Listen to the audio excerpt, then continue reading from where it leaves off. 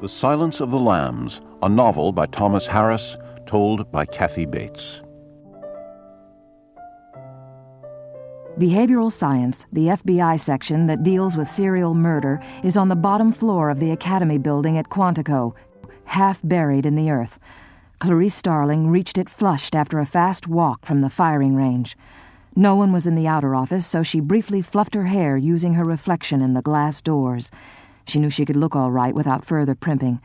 Her hands smelled of gun smoke, but there was no time to wash. Section Chief Crawford's summons said now. She found Jack Crawford alone in the cluttered suite of offices. What she saw disturbed her. Normally, Crawford, 53, looked like a fit middle-aged engineer, but now he was thin and had dark puffs under his reddened eyes. Starling hoped Crawford wasn't on the juice. That seemed most unlikely here. Crawford took her file from under his arm and opened it. Starling, Clarice M., good morning. Hello. Her smile was only polite. I hope the call didn't spook you. No. Not totally true, Starling thought. Your instructors tell me you're doing well, top quarter of the class. I hope so. They haven't posted anything. I ask them from time to time. That surprised Starling. She had written the man off as a two-faced son of a bitch.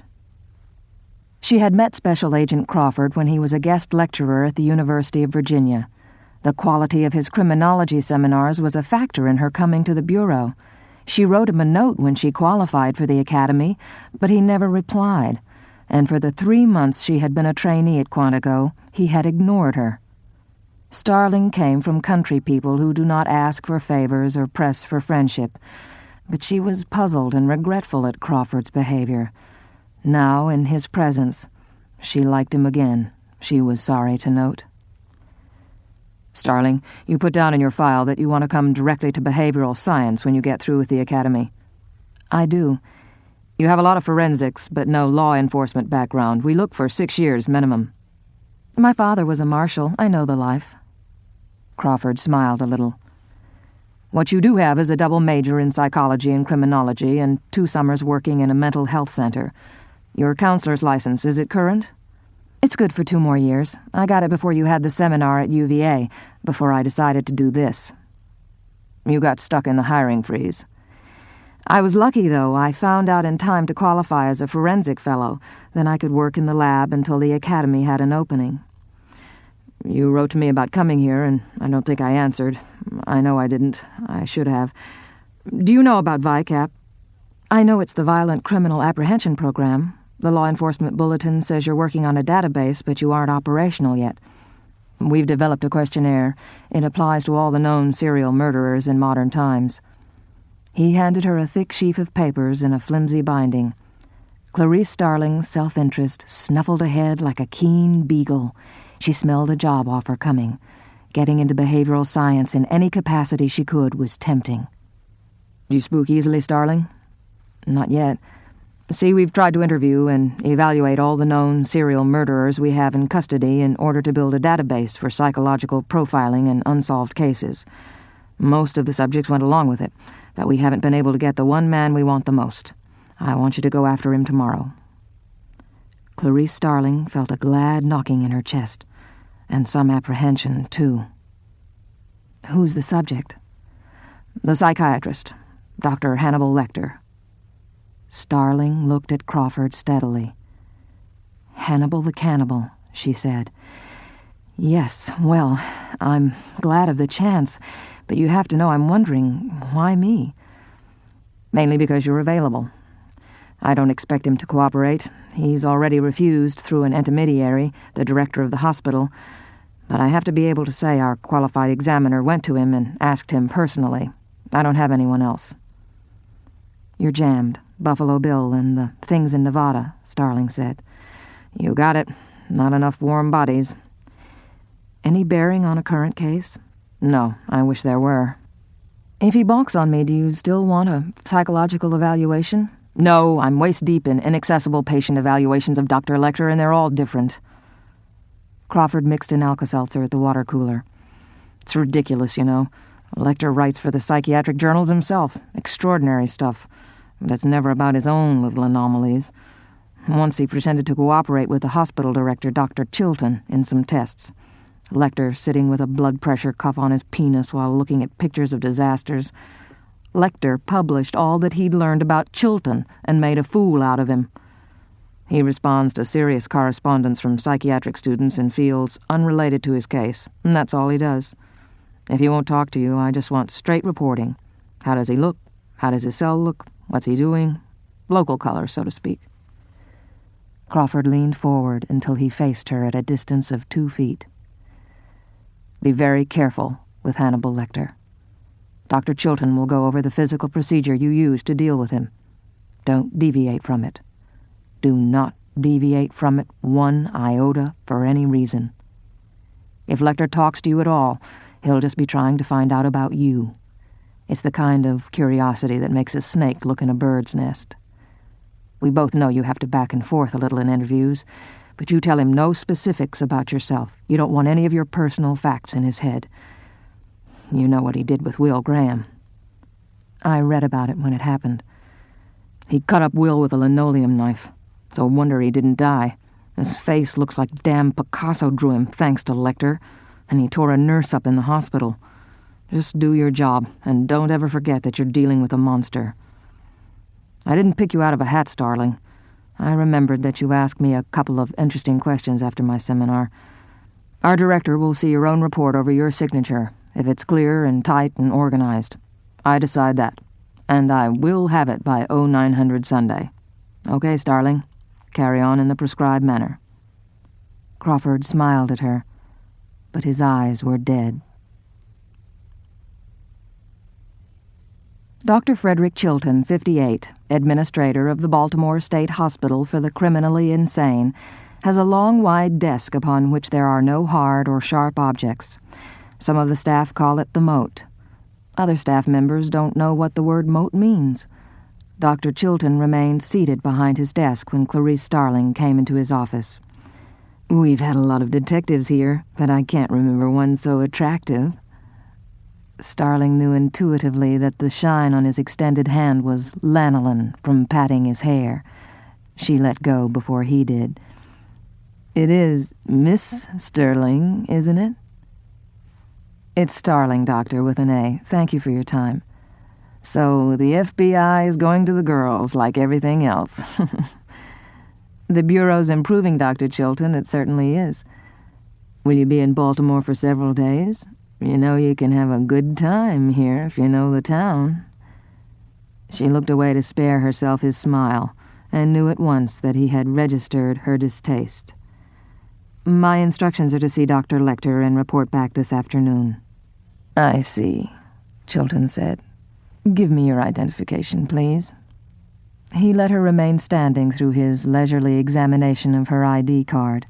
Then he handed it back and rose. This won't take much time. Come along. It was my understanding that you'd brief me, Dr. Chilton. I can do that while we walk. I have a lunch in half an hour. Clarice Starling flinched as the first of the heavy steel gates clashed shut behind her and the bolt shot home. Chilton walked slightly ahead, down the green institutional corridor in an atmosphere of Lysol and distant slammings. Lecter's a pure sociopath, Chilton said over his shoulder. That's obviously what he is, but he's impenetrable, much too sophisticated for the standard tests, and my, does he hate us. He thinks I'm his nemesis. Crawford's very clever, isn't he? Using you on Lecter, a young woman to turn him on. We find that women are generally trouble in detention. Fuck off, Chilton, she said to herself. I graduated from the University of Virginia with honors, Doctor. It's not a charm school. Then you should be able to remember the rules. Do not reach through the bars. Do not touch the bars. You pass him nothing but soft paper. No pens, no pencils. He has his own felt-tipped pen some of the time. The paper you pass him must be free of staples, paper clips, or pins. Items are only passed to him through the sliding food carrier. Items come back out the same way. No exceptions. Do not accept anything he attempts to hold out to you through the barrier. Do you understand me?" "I understand." They had passed through 2 more gates and left any natural light behind. "Lecter is never outside his cell without wearing full restraints and a mouthpiece," Chilton said. "I'm going to show you why. He was a model of cooperation for the first year after he was committed. Security around him was slightly relaxed. This was under the previous administration, you understand. On the afternoon of July 8, 1976, he complained of chest pain and was taken to the dispensary. His restraints were removed to make it easier to give him an electrocardiogram. When the nurse bent over him, he did this to her." Chilton handed Clarice Starling a dog-eared photograph. "The doctors managed to save one of her eyes. Lecter was hooked up to the monitors the entire time. He broke her jaw to get at her tongue. His pulse never got over 85, even when he swallowed it." Starling didn't know which was worse, the photograph or Chilton's attention as he gleaned her face with fast, grubby eyes. She thought of a thirsty chicken pecking tears off her face. "I keep him in here," Chilton said, and pushed a button beside heavy double doors of security glass. A big orderly let them into the block beyond. "I don't expect I'll see you again, Miss Starling. Barney, when she's finished with Lecter, ring for someone to bring her out." Chilton left without looking at her again. Now there was only the big, impassive orderly and the soundless clock behind him, and a wire mesh cabinet with the mace, restraints, mouthpiece, and tranquilizer gun. A wall rack held a long pipe device with a U on the end for pinioning the violent to the wall. The orderly was looking at her. "Don't touch the bars, okay? It's past the others, the last cell on the right. Stay toward the middle of the corridor as you go down and don't mind anything. You can take him as mail. Get off on the right foot." Clarice Starling was aware of figures in the cells as she moved down the long corridor, but she tried not to look at them. She was more than halfway down when a voice hissed, "I can smell your cunt." She gave no sign that she had heard it and went on. Dr. Hannibal Lecter reclined on his bunk, perusing the Italian edition of Vogue. He held the loose pages in his right hand and put them beside him one by one with his left. Dr. Lecter had 6 fingers on his left hand. Clarice Starling stopped a little distance from the bars. "Dr. Lecter?" Her voice sounded all right to her. He looked up from his reading. For a steep second she thought his gaze hummed, but it was the sound of her blood rushing. "My name is Clarice Starling. May I talk with you?" Dr. Lecter considered, his finger pressed against his pursed lips. Then he rose in his own time and came forward smoothly in his cage, stopping at the bars as though he chose the distance. She could see that he was small, sleek. In his hands and arms she saw wiry strength like her own. "Good morning," he said, as though he had answered the door. She came a measured distance closer to the bars. The hair on her forearms rose and pressed against her sleeves. "Doctor, we have a difficult problem with some specific psychological profiling. I want to ask you for your help." "We, being behavioral science at Quantico. You're one of Jack Crawford's, I expect." "I am, yes." "May I see your credentials?" "I showed them at the office." "You could be a reporter Chilton let in for money. I think I'm entitled to see your credentials." "All right." She held her laminated ID card. "I can't read it at this distance. Send it through, please." "I can't." "Because it's hard." "Yes." "Ask Barney." The orderly came and considered. "Dr. Lecter, I'll let this come through, but if you don't return it when I ask you to, if we have to bother everybody and secure you to get it, then I'll be upset. If you upset me, you'll have to stay bundled up until I feel better toward you. Meals through the tube, dignity pants changed twice a day, the works. And I'll hold your mail for a week. Got it?" "Certainly, Barney." The card rolled through on the tray, and Dr. Lecter held it to the light. "A trainee? Jack Crawford sent a trainee to interview me?" He tapped the card against his small white teeth and breathed in its smell. "Dr. Lecter?" "Of course." He put the card back in the tray carrier, and Barney pulled it through. "I'm still in training at the academy, yes, but we're not discussing the FBI. We're talking about psychology. Can you decide for yourself if I'm qualified in what we talk about?" That's rather slippery of you. What did Mig say to you?" "Who?" "Multiple Migs in the cell down there. What was it?" "He said, 'I can smell your cunt.'" "I see. I myself cannot. You use Evian skin cream, and sometimes you wear l'air du temps, but not today. Today you are determinedly unperfumed. How do you feel about what Mig said?" "I'm sorry he's disturbed. Beyond that, he's just noise.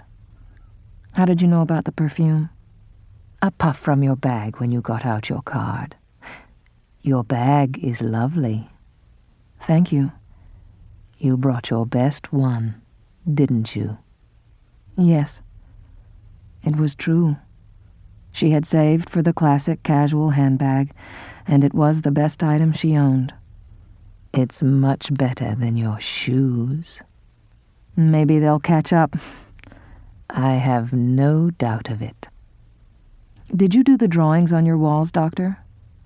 "Do you think I called in a decorator?" "The one over the sink is a European city?" "It's Florence. That's the Palazzo Vecchio and the Duomo, seen from the Belvedere." "Did you do it from memory? All the detail?" "Memory, Officer Starling, is what I have instead of a view. How is Will Graham? How does he look?" "I don't know Will Graham." "You know who he is. Jack Crawford's protégé. The one before you. How does his face look?" "I've never seen him." "This is called cutting up a few old touches, Officer Starling. You don't mind, do you?" "Better than that, we could touch up a few old cuts here. I brought—" No, that's stupid and wrong. Never use wit in a segue. Listen. Understanding a witticism and replying to it makes your subject perform a fast, detached scan that is inimical to mood. It is on the plank of mood that we proceed. You are doing fine. You'd been courteous and receptive to courtesy. You'd established trust by telling the embarrassing truth about Miggs, and then you come in with a ham-handed transition into your questionnaire. It won't do." "Dr. Lecter, you're an experienced clinical psychiatrist. Do you think I'm dumb enough to try to run some kind of mood scam on you? Give me some credit. I'm asking you to respond to the questionnaire, and you will or you won't. Jack Crawford is anxious for you." "Crawford, the stoic, is anxious? He must be busy if he's recruiting help from the student body." "He is, and he wants—" "Busy with Buffalo Bill." "I expect so." "No, not I expect so, Officer Starling. You know perfectly well it's Buffalo Bill. I thought Jack Crawford might have sent you to ask me about that." "No." "Then you're not working around to it?" "No, I came because we need—" "What do you know about Buffalo Bill?" "Nobody knows much." "Has everything been in the papers?" I think so, Dr. Lecter. I haven't seen any confidential material on that case. My job is... How many women has Buffalo Bill used? The police have found 5. All flayed? Partially, yes. The papers have never explained his name. Do you know why he's called Buffalo Bill? Yes. Tell me. I'll tell you if you'll look at this questionnaire. I'll look. That's all. Now why? They call him Buffalo Bill because he skins his humps. Starling discovered that she had traded feeling frightened for feeling cheap. Of the two, she preferred feeling frightened. Send through the questionnaire. Starling rolled the papers through on the tray. She was still while Lecter flipped through it. He dropped it back in the carrier. Oh, Officer Starling, do you think you can dissect me with this blunt little tool? No, I think you can provide some insight and advance this study. You'd like to quantify me, Officer Starling. You're so ambitious, aren't you? Do you know what you look like to me with your good bag and your cheap shoes? You look like a rube. You're a well-scrubbed, hustling rube with a little taste. Your eyes are like cheap birthstones, all surface shine when you stalk some little answer. And you're bright behind them, aren't you? Desperate not to be like your mother. Good nutrition has given you some length of bone, but you're not more than 1 generation out of the mines, Officer Starling. Is it the West Virginia Starlings or the Okie Starlings, Officer? It was a toss-up between college and the opportunities in the Women's Army Corps, wasn't it? Starling raised her head to face him. You see a lot, Dr. Lecter. I won't deny anything you've said. But here's the question you're answering for me right now, whether you mean to or not. Are you strong enough to point that high-powered perception at yourself? It's hard to face. I found that out in the last few minutes. How about it? Look at yourself and write down the truth. What more fit or complex subject could you find? Or maybe you're afraid of yourself.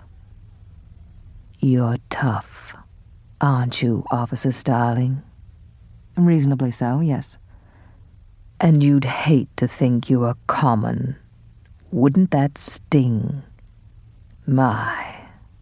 Well, you're far from common, Officer Starling. All you have is fear of it.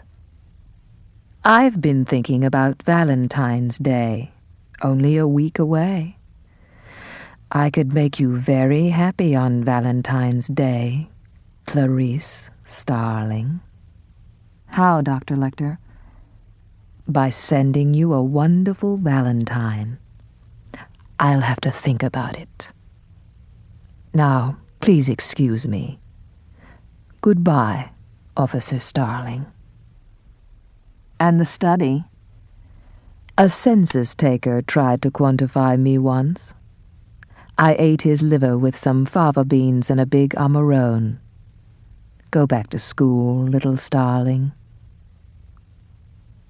Hannibal Lecter, polite to the last, did not give her his back. He stepped backward from the barrier before he turned to his cot again, and lying on it, became as remote from her as a stone crusader lying on a tomb. She took longer than necessary to put the papers back in her briefcase because she didn't immediately trust her legs. Starling was soaked with the failure she detested. She started back down the corridor, feeling empty, as though she had given blood. Close beside her, Mig's voice. I bit my wrist so I can die. See how it bleeds. Startled, she turned to look into the cell, saw Miggs flick his fingers, and felt the warm spatter on her cheek. She moved away from him, registering that it was semen, not blood, and that Lecter's voice was calling to her. She stopped. What in God's name do I want this bad? She thought. Clarice Starling stood in front of Lecter's cell and knew that he could smell it on her. He could smell everything. I would not have had that happen to you. Discourtesy is unspeakably ugly to me. But I'll make you happy that you came. I'll give you something. I'll give you what you love the most, Clarice Starling. What's that, Dr. Lecter? Advancement, of course. It works out perfectly. I'm so glad. Valentine's Day made me think of it. The smile over his small white teeth could have come for any reason. Look in Raspail's car for your Valentine. You'd better go now. I don't think Miggs could manage again so soon, even if he is crazy. Do you? Clarice Starling was excited, depleted, running on her will. Some of the things Lecter had said about her were true, and some only clanged on the truth. For a few seconds she had felt an alien consciousness loose in her head, slapping things off the shelves like a bear in a camper. She hated what he'd said about her mother, and she had to get rid of the anger. This was business. She drove her old Pinto back to Quantico, back to behavioral science with its homey brown-checked curtains and its gray files full of hell. She sat there into the evening, cranking through the Lecter microfilm. Raspail, Benjamin Rene, white male, 46, was first flutist for the Baltimore Philharmonic Orchestra. He was a patient in Dr. Hannibal Lecter's psychiatric practice.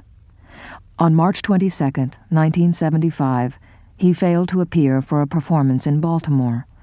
On March 25th, his body was discovered seated in a pew in a small rural church near Falls Church, Virginia, dressed only in a white tie and a tailcoat. Autopsy revealed that Raspail's heart was pierced and his thymus and pancreas, gastronomically referred to as the sweetbreads, had been removed. Baltimore Homicide believed that these items appeared on the menu of a dinner Lecter gave for the president and the conductor of the Baltimore Philharmonic on the evening following Raspail's disappearance. Dr. Hannibal Lecter professed to know nothing about these matters. The two dinner guests testified that they could not recall the fare at Dr. Lecter's, though the psychiatrist was known for the excellence of his table. The president of the Philharmonic subsequently was treated for anorexia and alcohol dependency at a sanitarium in Switzerland. Raspail was Lecter's 9th known victim. The musician died intestate, and the court had appointed his lawyer, Everett Yao, to be executor of his estate. Starling would have to apply to him to get at the car, and she needed advice as well as authorization. She dialed Crawford's home number. Jack Crawford? This is Clarice Starling. I hope you weren't eating dinner. She had to continue into silence. Lecter told me something about the Raspail case today. I'm in the office following it up. He tells me there's something in the musician's car. I wanted to ask you if... Starling, do you have any recollection of what I told you to do with the Lecter information? Give you a report by 0900 Sunday. Do that, Starling. Do just exactly that. The dial tone stung in her ear. Starling, scrubbed shiny and wearing her FBI Academy nightgown, was working on the second draft of her report when her dormitory roommate, Ardelia Mapp, came in from the library. Mapp's broad, brown, eminently sane countenance was one of the more welcome sights of her day. Ardelia Mapp saw the fatigue in her face. "What did you do today, girl?" Mapp always asked questions as if the answers could make no possible difference. "Wheedled a crazy man with cum all over me. I wish I had time for a social life. I don't know how you manage it. In school, too." Starling found that she was laughing. Ardelia Mapp laughed with her, as much as the small joke was worth. On Monday morning, Clarice Starling found the following message from Crawford. CS, : Proceed on the Raspail car. On your own time. Report Wednesday, 1600 hours. The director got your Lecter report over your signature. You did well. Starling felt pretty good. She knew Crawford was just giving her an exhausted mouse to bat around for practice, but he wanted to teach her. He wanted her to do well. For Starling, that beat courtesy every time. Raspail had been dead for 8 years. It seemed unlikely that his estate would have held on to the car, or that any evidence could have lasted that long. There was also the problem of time. Counting her lunch breaks and study periods over the next 3 days, Starling had a total of 3 hours and 45 minutes to trace the vehicle. During her Monday lunch, personnel at the Baltimore County Courthouse confirmed that permission had been granted for the sale of the Raspail auto, and gave Starling the make and serial number of the car, as well as the name of a subsequent owner. On Tuesday, she wasted half her lunch hour trying to chase down the car. By Wednesday afternoon, as Starling sat in a phone booth during her study period, a voice of the Arkansas hills confirmed that the Raspail automobile had been stripped and pressed into a cube at his salvage yard. Shithouse mouse, thought Starling, not entirely out of her own country accent. Dead end. Some Valentine. Starling rested her head against the cold coin box in the telephone booth. Ardelia Mapp, her books on her hip, pecked on the door of the booth and handed in an orange crush. "Much obliged, Ardelia. I gotta make one more call. If I can get done with that in time, I'll catch up with you in the cafeteria, okay?" "I was so in hopes you'd overcome that ghastly dialect," Mapp said. "Books are available to help you. I never use the colorful patois of my housing project anymore. You come talking that much mouth, people say you eat up with a dumbass girl." Mapp closed the phone booth door. Later that afternoon, Starling was back in Jack Crawford's office. "Your friend Miggs is dead," he said. "Swallowed his tongue sometime before daylight. Chilton thinks Lecter suggested it to him. It seems the overnight orderly heard Miggs and Lecter talking softly. Did you tell me everything, Starling?" "Yes, sir. Between the report and my memo, there's everything, almost verbatim." She felt numb, and she had to handle it. "Chilton called up to complain about you." Crawford waited, and seemed pleased when she didn't ask why. "I told him I found your behavior satisfactory." Crawford laced his fingers over his stomach and compared his thumbs. "Lecter asked you about me, didn't he?" "He asked if you were busy. I said yes." "You don't think I traded some kind of gossip and that's why he talked to me?" "No, I'm satisfied. Next item." "You thought something, or..." "Proceed to the next item, Starling." Lecter's hint about Raspail's car is a dead end. It was mashed into a cube and sold for recycling. "Why do you think the car Raspail drove was his only automobile?" "It was the only one registered. He was single, I assumed." "You assumed, Starling?" He leaned back, pleased. "Raspail collected old cars. Did you know that?" "No. Does the estate still have them?" "I don't know." "Do you think you could manage to find out?" "Yes, I can." "Where would you start?" "His executor." "Everett Yao," Crawford said. "A lawyer in Baltimore, I seem to remember." "Tell you what. I'll advise the Baltimore field office you'll be up there. Saturday, Starling. On your own time." It was almost dark. Starling's day as an investigator was nearly gone, and she didn't have another day to replace it. The lost time was not Everett Yao's fault. Returning in the rainy late afternoon from a week-long business trip, the Baltimore lawyer had come directly from the airport to meet Starling at the mini-storage facility. Starling was enjoying the use for one day of an FBI motor pool Plymouth with a cellular telephone, and she had a new ID card provided by Crawford. It simply said, "Federal Investigator," and expired in a week. "It doesn't appear to have been opened since I was here 5 years ago," he said. "You see the impression of my notary seal here in the plastic." Yao held the flashlight and umbrella in the early dark, while Starling took a picture of the lock and seal. Yao tried a key. "The locks may be frozen. At least this one's very stiff." Starling was glad to see that the padlocks were big chrome American standards. They looked formidable, but she knew she could pop the brass cylinders with a sheet metal screw and a claw hammer. When she was a child, her father had shown her how burglars did it. The locks released, but the door would not come up. Starling lifted on the handle until bright spots danced before her eyes. It squealed horribly and went up 1.5 feet where it jammed solidly. With her flashlight, she could pick out cardboard boxes and one big tire with a wide white wall beneath the edge of a cloth cover. The tire was flat. Starling put one of the Plymouth's rubber floor mats on the wet ground in front of the door and lay down on it, her hand cupping a pack of plastic evidence bags over the lens of her camera. She fastened the collar button of her blouse, scrunched her shoulders up around her neck, and slid under the door. The car was big, tall, and long, a 1938 Packard limousine, according to Yao's inventory. It was covered with a rug, the plush side down. She played her flashlight over it. The rug was thick and heavy, and as she tugged at it, dust swarmed in the beam of her flashlight. She sneezed twice. Standing on tiptoe, she could fold the rug over to the midline of the tall, old car. Starling leaned over boxes to put her face close to the glass and shined her light through the crack. She could only see her reflection until she cupped her hand on top of the light. A splinter of the beam, diffused by the dusty glass, moved across the seat.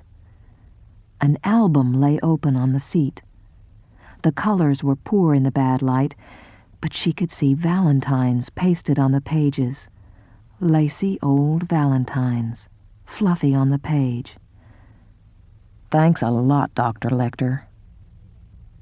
The light moved on, over a lap rug crumpled on the floor of the car, and onto the dusty wink of a pair of men's patent leather evening shoes.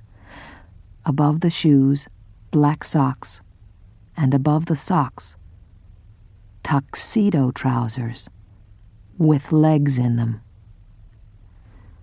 "Nobody's been in here 5 years. Easy, easy, hold it, baby."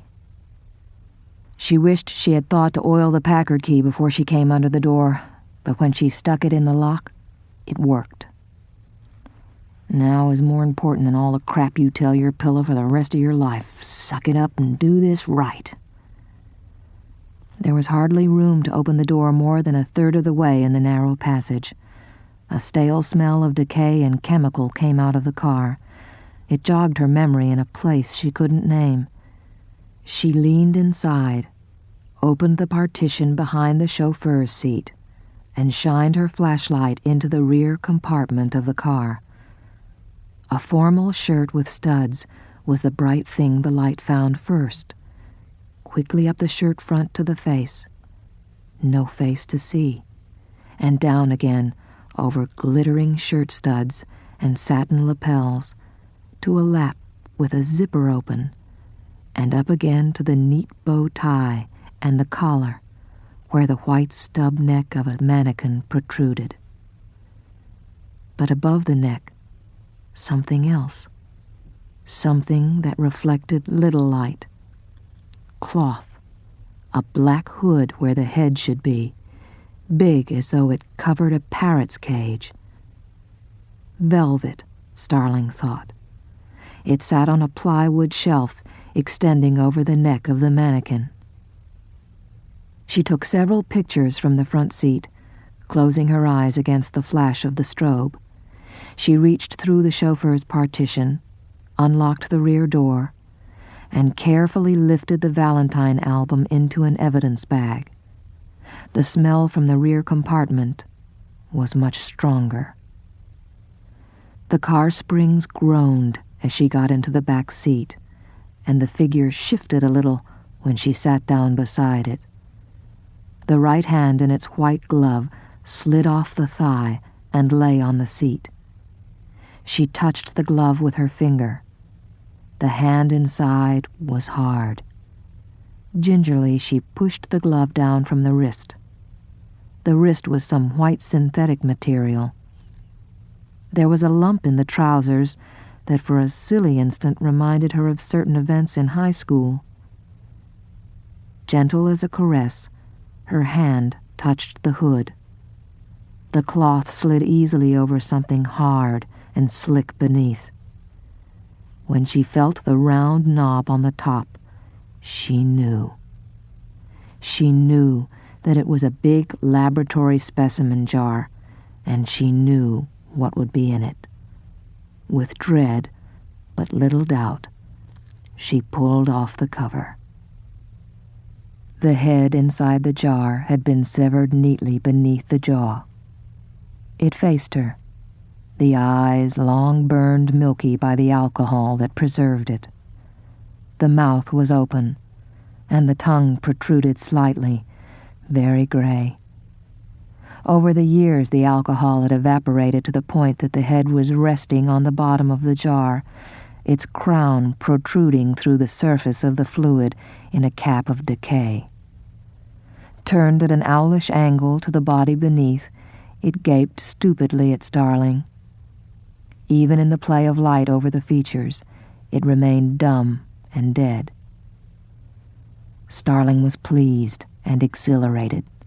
Now, at this moment, sitting in this old car with a severed head, she could think clearly, and was proud of that. Working carefully, disturbing the figure as little as possible, she frisked it for identification. There was none. She poked the lump in the trousers. Too hard, even for high school, she reflected. She spread the fly with her fingers and shined her light inside, illuminating a dildo of polished inlaid wood. Good-sized one, too. She wondered if she was depraved.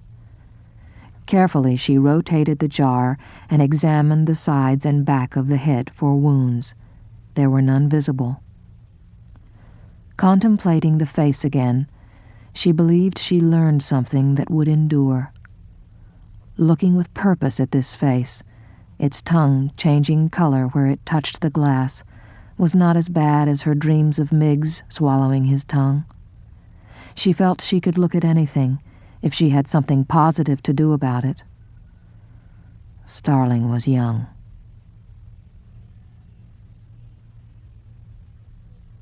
The odors of the violent ward seemed more intense in the semi-darkness. A TV set playing without sound in the corridor threw Starling's shadow on the bars of Dr. Lecter's cage. Starling knew Lecter was watching her from the darkness. 2 minutes passed. Her legs and back ached from her struggle with the garage door, and her clothes were damp. She sat on the floor, her feet tucked under her, and lifted her wet, bedraggled hair over her collar to get it off her neck. After 5 minutes, she said, "It was strange going in there. Sometime I'd like to talk to you about it." Starling jumped when the food carrier rolled out of Lecter's cell. There was a clean, folded towel in the tray. She hadn't heard him move. She looked at it, and with a sense of falling, took it and toweled her hair. "Thanks." "Why don't you ask me about Buffalo Bill?" Lecter's voice was close, at her level. He must be sitting on the floor, too. "Do you know something about him?"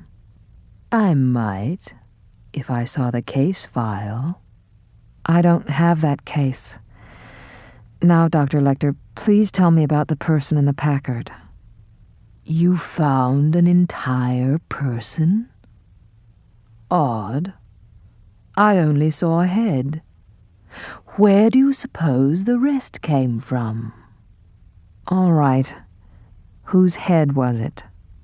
"What can you tell?" "They've only done the preliminary stuff. White male, about 27, both American and European dentistry. Who was he?" "Raspail's lover. Raspail of the gluey flute."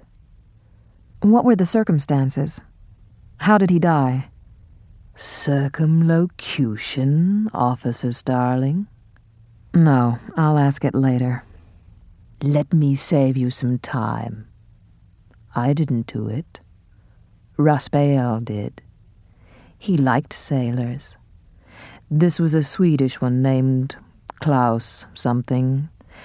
Raspail met him one summer while he was teaching in San Diego and went berserk over him. The Swede saw a good thing and jumped ship. They bought some kind of awful camper and sylphed through the woods naked. Raspail said the young man was unfaithful, and he strangled him. Raspail told you this? Oh, yes, under the confidential seal of therapy sessions. I think it was a lie. Raspail always embellished the facts. The Swede probably died in some banal erotic asphyxia transaction. Notice how closely Klaus was trimmed under the jaw, probably to remove a high ligature mark from hanging. And then Raspail himself died. Why? Frankly, I got sick and tired of his whining. Best thing for him, really. And your dinner for the orchestra officials? Haven't you ever had people coming over and no time to shop? You have to make do with what's in the fridge, Clarice. May I call you Clarice? Yes, I think I'll just call you Dr. Lecter. That seems most appropriate to your age and station, he said. Tell me, Clarice, why do you think I helped you? I don't know. Do you think it's because I like to look at you and think about eating you up? About how you would taste? Is that the reason? No. I want something Jack Crawford can give me, and I want to trade him for it.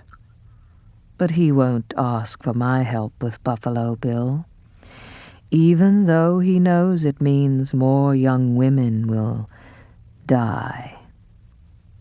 Lecter slowly turned up the rheostat for the light in his cell. His books and drawings were gone. His toilet seat was gone. Chilton had stripped the place to punish him for Miggs. I've been in this room 8 years, Clarice, and I know they will never let me out. What I want is very simple. I want a view, a window in a federal institution where I can see a tree or even water, and I want my books back. I'll give Crawford good value for it. Ask him. I can tell him what you've said. He'll ignore it. And Buffalo Bill will go on and on. Wait until he scalps one and see how you like it. I'll tell you one thing about Buffalo Bill without ever seeing the case.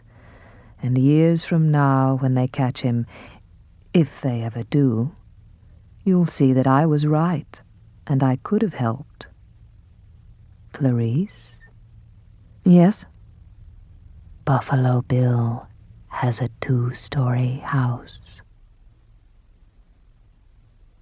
Clarice Starling leaned against a dice table in the FBI's casino and tried to pay attention to a lecture on money laundering and gambling. It had been 36 hours since she slid under the door of the storage unit and made her startling discovery. Now she found herself in a curious state of suspension, having received no word from Crawford or the Baltimore field office. It was as though she had dropped her report down a hole. "Starling, over here." It was John Brigham, the ex-Marine firearms instructor, beckoning to her from the doorway. "Saddle up. You're going with Jack Crawford today. Take stuff for overnight." He was carrying the big fingerprint kit from the property room in a small canvas bag. "Where?" "Some duck hunters in Potter, West Virginia, found a body in the Elk River around daylight, in a Buffalo Bill type situation." Brigham stopped at the door to her dormitory. "You were a grunt in the lab. Jack Crawford needs somebody who can print a floater, among other things." The gunnery instructor held the fingerprint kit open while Starling checked its contents. The fine hypodermics, vials, and Polaroid were there. "You don't have a duty piece yet, right?" "No." "You gotta have a full kit, speed loader and all. This is the rig you've been wearing on the range. The gun is my own. It's the same type Smith & Wesson you trained with. You got some aptitude, Starling. If you have to shoot, you can shoot. I know it, and so do you. Listen, there's no head in the blue canoe, so go to the bathroom while you got the chance. I'll be in a car behind this wing in 10 minutes flat. Chop, chop, Starling." She tried to ask him a question, but he was already out the door. Has to be Buffalo Bill if Crawford's going himself. What the hell is the blue canoe? Starling packed fast and well. A venerable twin-engined Beechcraft stood on the taxiway at the Quantico airstrip with its beacons turning and the door open. "That wouldn't be the blue canoe," Starling said. "Yep." Brigham pulled beside the airplane and got Starling's baggage out of the back. "If you're working with Crawford, you should know what the deal is with him. He's got a lot on his mind. His wife Bella's real sick, a terminal situation. He's caring for her at home. If it wasn't for Buffalo Bill, he'd have taken compassionate leave." "I didn't know that." "It's not discussed. Don't tell him you're sorry or anything. Don't help." "I'm glad you told me." And then, without meaning to, Brigham said, "Bless you, Starling." "Thanks. Thank you, Mr. Brigham." Crawford was in the co-pilot's seat in shirt sleeves and sunglasses. He turned to Starling when he heard the pilot slam the door. "Take a pew and read." A thick case file lay on the seat behind him. The cover said, "Buffalo Bill." Starling hugged it tight as the blue canoe blatted and shuddered and began to roll. The edges of the runway blurred and fell away. She opened the file. Buffalo Bill had done it 5 times that they knew of. At least 5 times, and probably more over the past 10 months. He had abducted a woman, killed her, and skinned her. Each body was found in a river downstream from an interstate highway crossing, and each in a different state. Everyone knew Buffalo Bill was a traveling man. That was all the law knew about him, except for the fact that he had at least one gun, possibly a Colt revolver. Rivers left no fingerprints, no trace evidence such as hair or fiber. He was almost certain to be a white male, white because serial murderers usually kill within their racial group, and all the victims were white. Male because female serial murderers are almost unknown in our time. There was no clear correlation between where Bill abducted the young women and where he dumped them. In the cases where the bodies were found soon enough for an accurate determination of time of death, police learned something else the killer did. Buffalo Bill kept his women for a while. Alive. These victims did not die until a week to 10 days after they were abducted. That meant he had to have a place to keep them, and a place to work in privacy. It meant he wasn't a drifter. He was more of a trapdoor spider, with his own digs. Somewhere. 2 victims were hanged, 3 shot. There was no evidence of rape or physical abuse prior to death, and the autopsy recorded no evidence of specifically genital disfigurement. All were found naked. In 2 cases, articles of the victims' outer clothing were found beside the road near their homes, slit up the back, like a funeral suit. Starling managed to get through the photographs. If she wanted to stop Buffalo Bill, she was in the right crowd. Jack Crawford had organized successful hunts for 3 serial murderers, but not without casualties.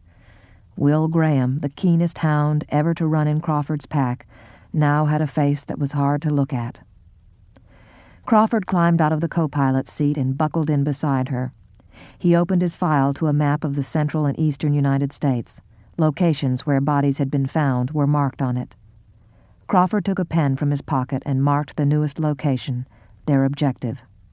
"Elk River, about 6 miles below US 79. We're lucky on this one. The body was snagged on a fishing line.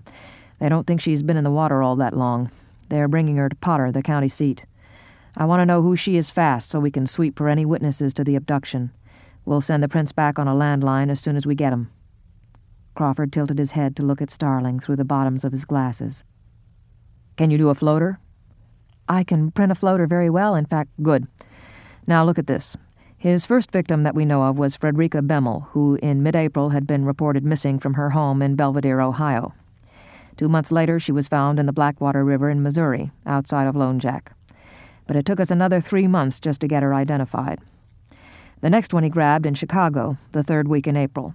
She was found in the Wabash in downtown Lafayette, Indiana, just 10 days after she was taken, so we could tell what had happened to her. Next, we've got a white female, early 20s, dumped in the Rolling Fork near I-65, about 38 miles south of Louisville, Kentucky. She's never been identified.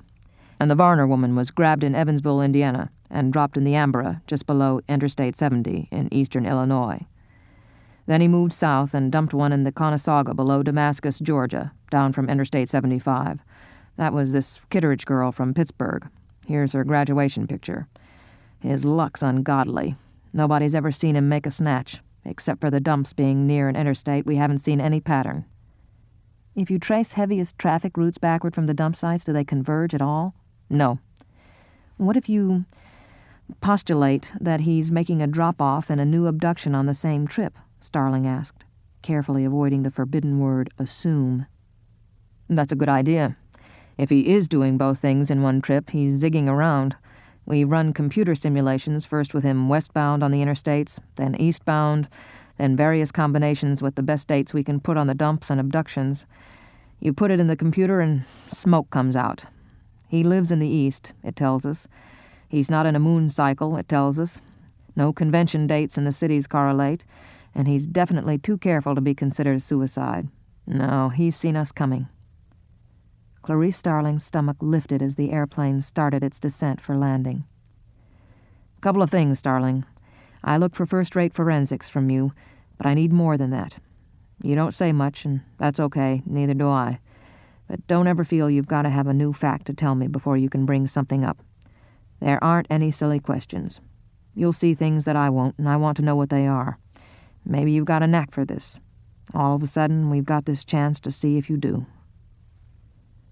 Listening to him with her expression properly wrapped, Starling wondered how long Crawford had known he'd use her on this case, how hungry for a chance he had wanted her to be.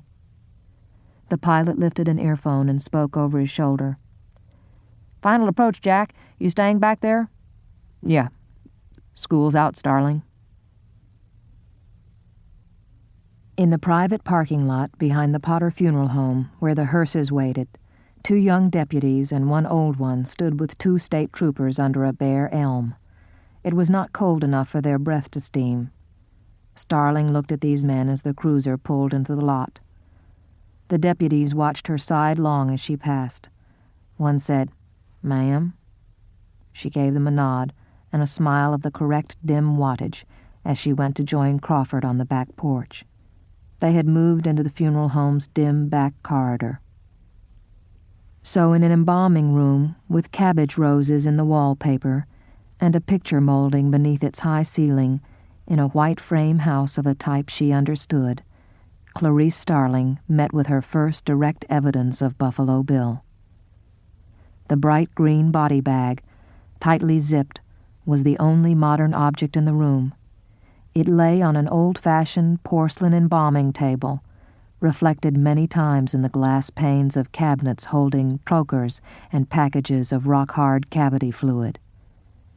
Crawford went to the car for the fingerprint transmitter, while Starling unpacked her equipment on the drain board of a large double sink against the wall.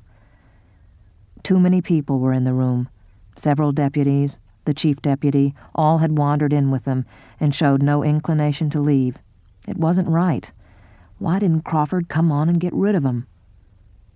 Clarice Starling, standing at the sink, needed now a prototype of courage more apt and powerful than any Marine parachute jump.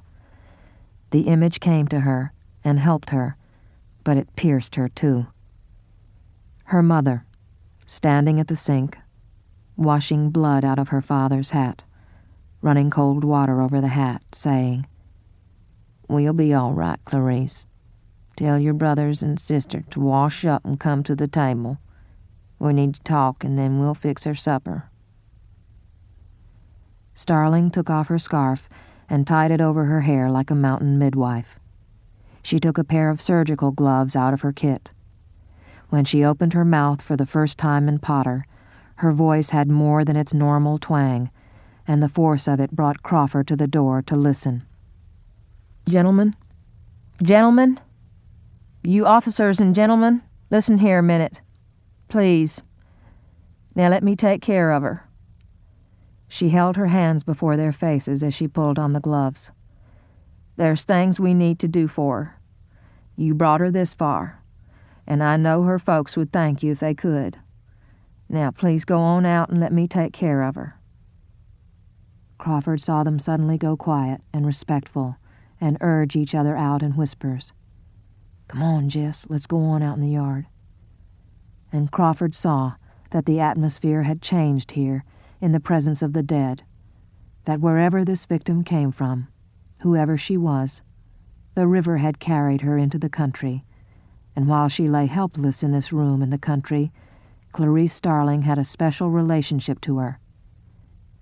Then there were only Crawford and Starling, and the doctor in the room with the victim.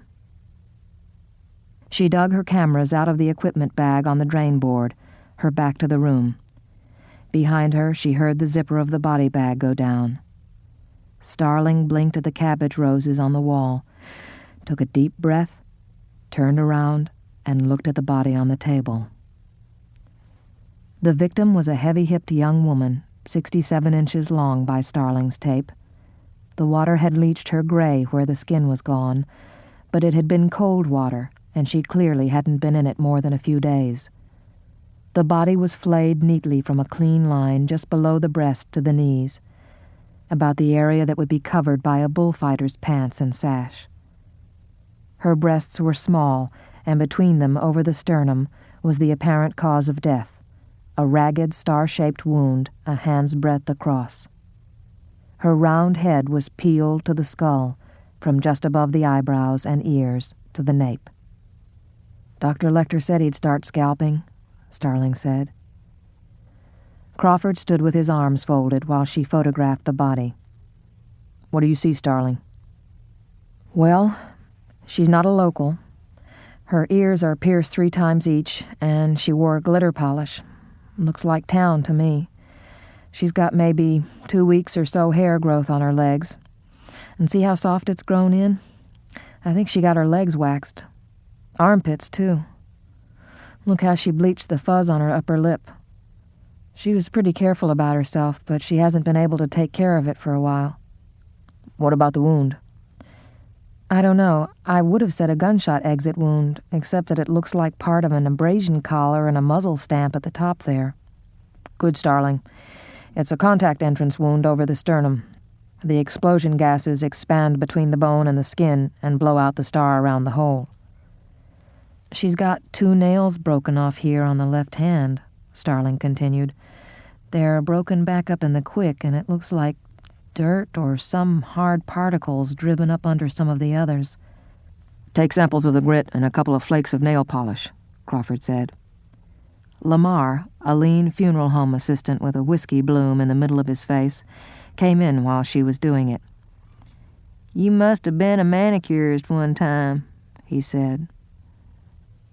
They were glad to see the young woman had no fingernail marks in her palms, an indication that, like the others, she had died before anything else was done to her. "You want to print her face down, Starling?" Crawford said. "Be easier." "Let's do teeth first, and then Lamar can help us turn her over."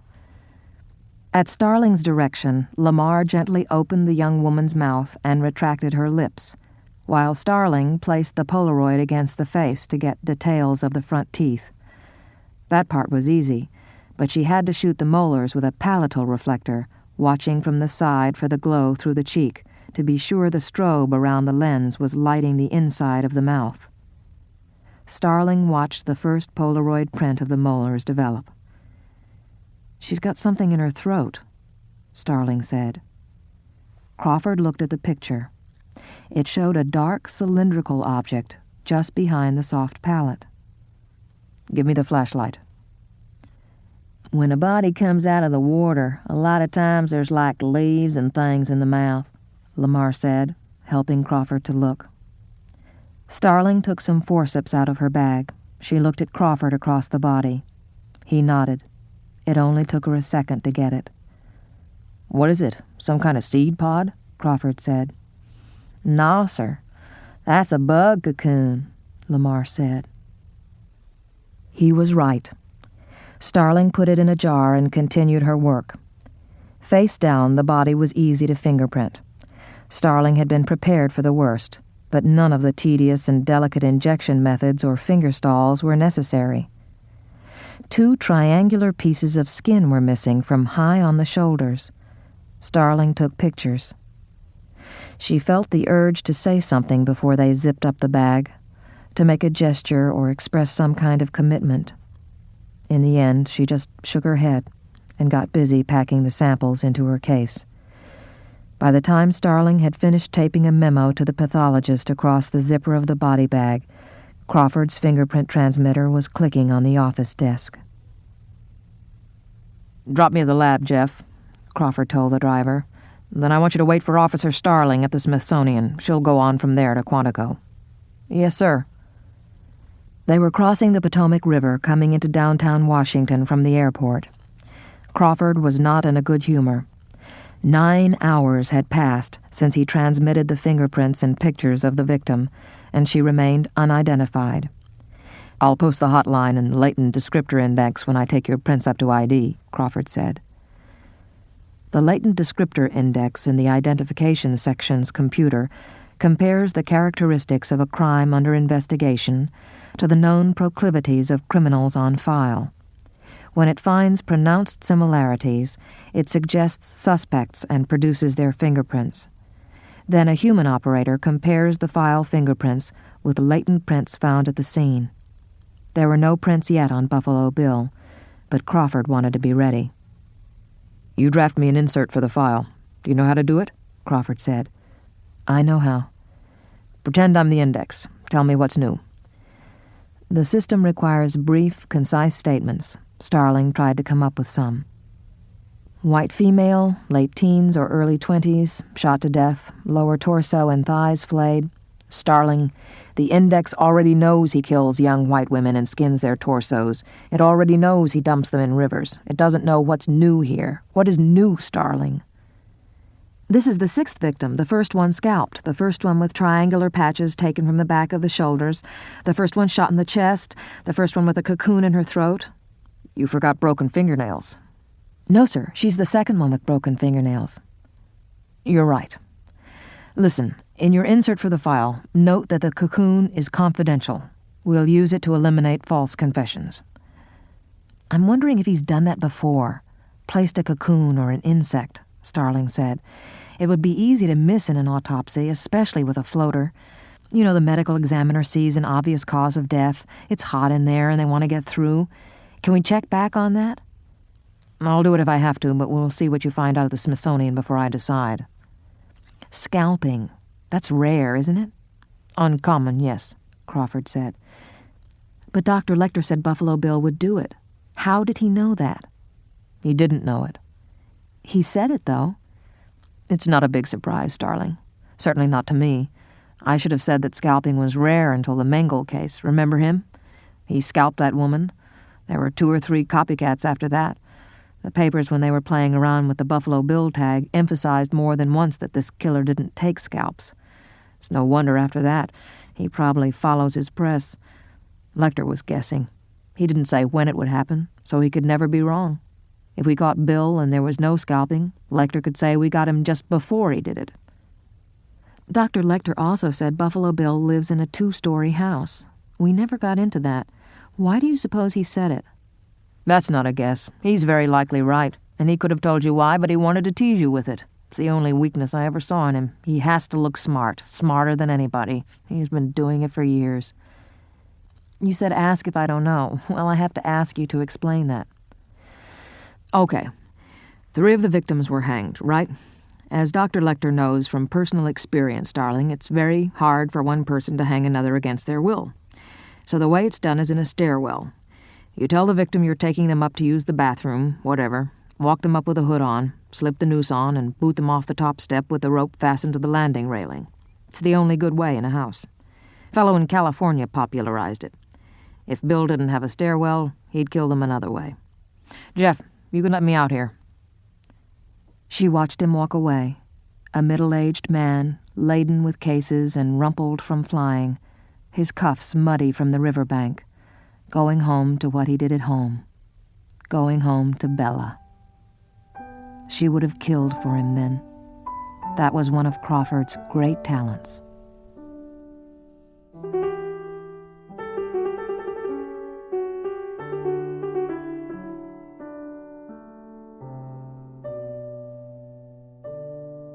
The Smithsonian's Museum of Natural History had been closed for hours, but Crawford had called ahead, and a guard waited to let Clarice Starling in the Constitution Avenue entrance.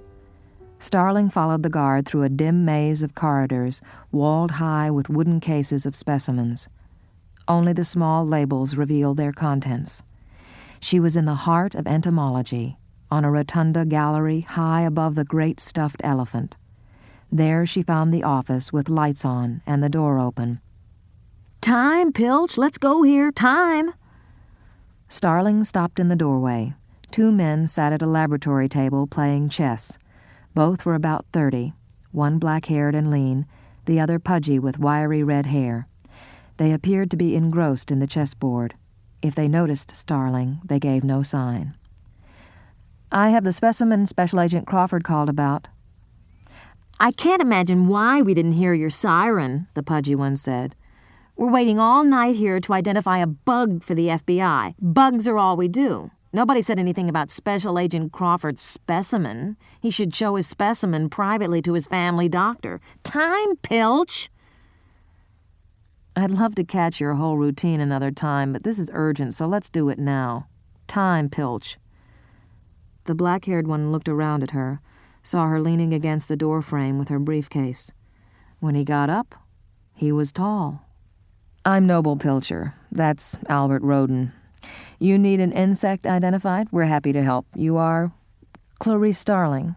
Let's see what you got." Pilcher held a small jar to the light. "This cocoon was found lodged behind the soft palate of a murder victim. I don't know how it got there. Her body was in the Elk River in West Virginia, and she hadn't been dead more than a few days." "It's Buffalo Bill. I heard it on the radio," Roden said. "So we'll do this as soon as we can," Pilcher said. "Don't worry. We're good at this. You couldn't be in better hands." He removed the brown object from the jar with a slender forceps and placed it on a sheet of white paper beneath the light. He swung a magnifying glass on a flexible arm over it. Inside the cocoon was a long insect that looked like a mummy. It was sheathed in a semi-transparent cover that followed its general outlines like a sarcophagus. The appendages were bound so tightly against the body they might have been carved in low relief. The little face looked wise. "In the first place, it's not anything that would normally infest a body outdoors, and it wouldn't be in the water except by accident," Pilcher said. "I don't know how familiar you are with insects or how much you want to hear." "Let's say I don't know diddly. I want you to tell me the whole thing." "Okay. This is a pupa, an immature insect, in a chrysalis. That's the cocoon that holds it while it transforms itself from a larva into an adult." Pilcher moved the specimen to the stage of a microscope and hunkered over it with a dental probe in his hand. "Okay, I'd say it's Lepidoptera." "It's gonna be tough if the wings are soaked. I'll pull the references," Roden said. "I guess there's no way I can keep you from talking about me while I'm gone." "I guess not." Pilcher turned away from the bright light. "It's a big family, Lepidoptera. Maybe 30,000 butterflies and 130,000 moths. I'd like to take it out of the chrysalis. I'll have to if we're going to narrow it down." "Okay. Can you do it in one piece?" "I think so. Look, it had started to emerge before it died. See? There's an irregular fracture in the chrysalis right there. This may take a little while." Pilcher spread the natural split in the case and eased the insect out. The bunched wings were soaked. Spreading them was like working with a wet, wadded facial tissue. No pattern was visible. Roden was back with the books. "Ready?" Pilcher said.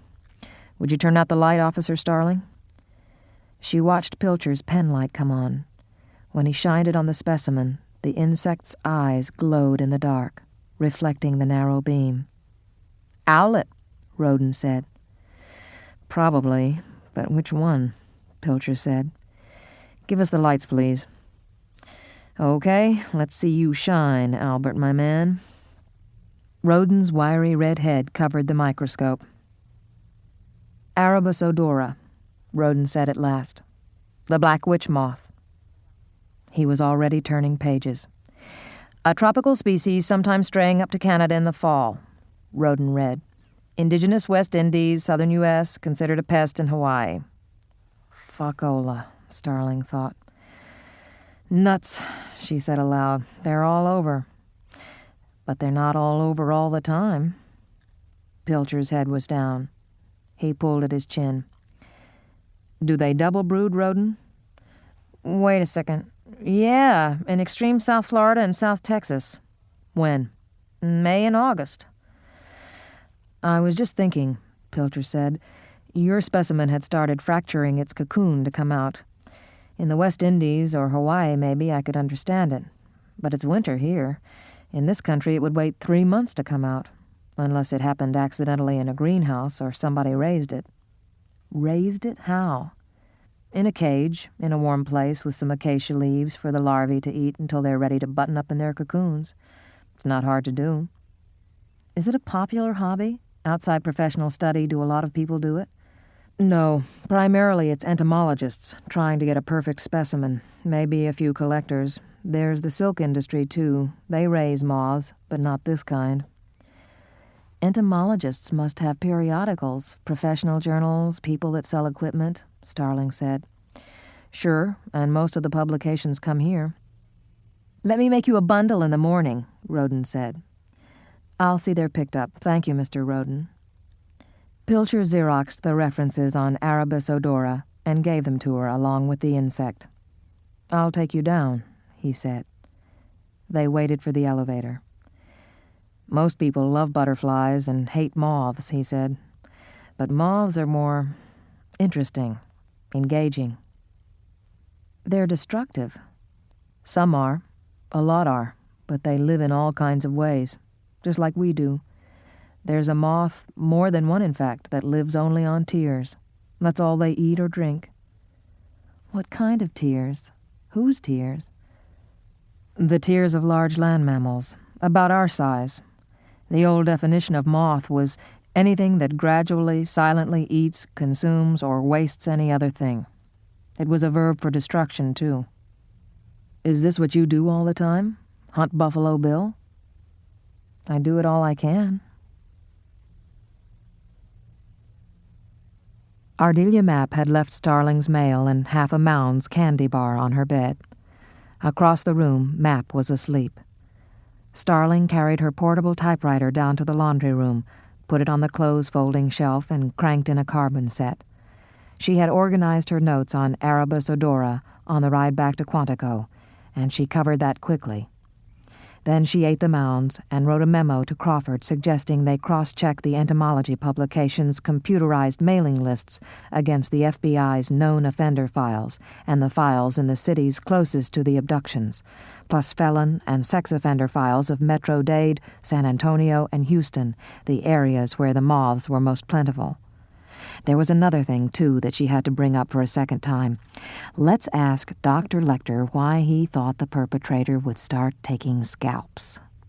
She delivered the paper to the night duty officer and fell gratefully into her bed, the voices of the day still whispering. On the swarming dark, she saw the moth's wise little face. Those glowing eyes had looked at Buffalo Bill. Out of the cosmic hangover the Smithsonian leaves came her last thought and a coda for her day. Over this odd world, this half of the world that's dark now, I have to hunt a thing that lives on tears. In East Memphis, Tennessee, Catherine Baker Martin and her latest lover were watching a late movie on television in his apartment. Hand me my keys, Keith. I gotta check my machine to see if my mom called. Catherine got up from the couch, a tall young woman, big-boned and well-fleshed, nearly heavy, with a handsome face and a lot of clean, beautiful hair. The February evening was more raw than cold. A light fog off the river hung over the parking area. She started across it toward her front door 100 yards away. A brown panel truck parked near her apartment drew her attention. A lighted floor lamp and an overstuffed armchair stood on the asphalt next to the truck. Somebody was always moving at the Stonehenge villas. Catherine Baker Martin entered her apartment and peered out the window. A man, his arm in a sling, struggled with the chair in an effort to load it into the back of the vehicle. She went outside. "Help you with that?" "Would you? Thanks." The floor lamp lit his face from below, distorting his features, but she could see that his chin and cheeks were hairless, smooth as a woman's. He had on pressed khaki trousers and some kind of chamois shirt, unbuttoned over a freckled chest. He looked at her, too, and she was sensitive to that. Men were often surprised at her size when she got close to them, and some concealed it better than others. "Good," he said. Together they pushed the chair forward along the floor of the truck until it was just behind the seats. "Are you about a 14? He said. "What?" "Would you hand me that rope? It's just at your feet." When she bent for the rope, he brought his plastered arm down on the back of her head in a succession of blows, none too hard. She slid to the floor. The man pulled off his cast, brought the lamp into the truck, and closed the rear doors. He pulled her collar back, and with a flashlight read the size tag on her blouse. "Good." Using a pair of scissors, he slit the blouse up the back, pulled it off, handcuffed her hands behind her, and rolled her onto her back. She was not wearing a brassiere. He prodded her big breasts with his fingers and felt their weight and resilience. "Good." There was a pink suck mark on her left breast. He licked his finger to rub it and nodded when the lividity went away with light pressure. He rolled her onto her face and checked her scalp, parting her thick hair with his fingers. The padded cast hadn't cut her. He checked her pulse with 2 fingers on the side of her neck and found it strong.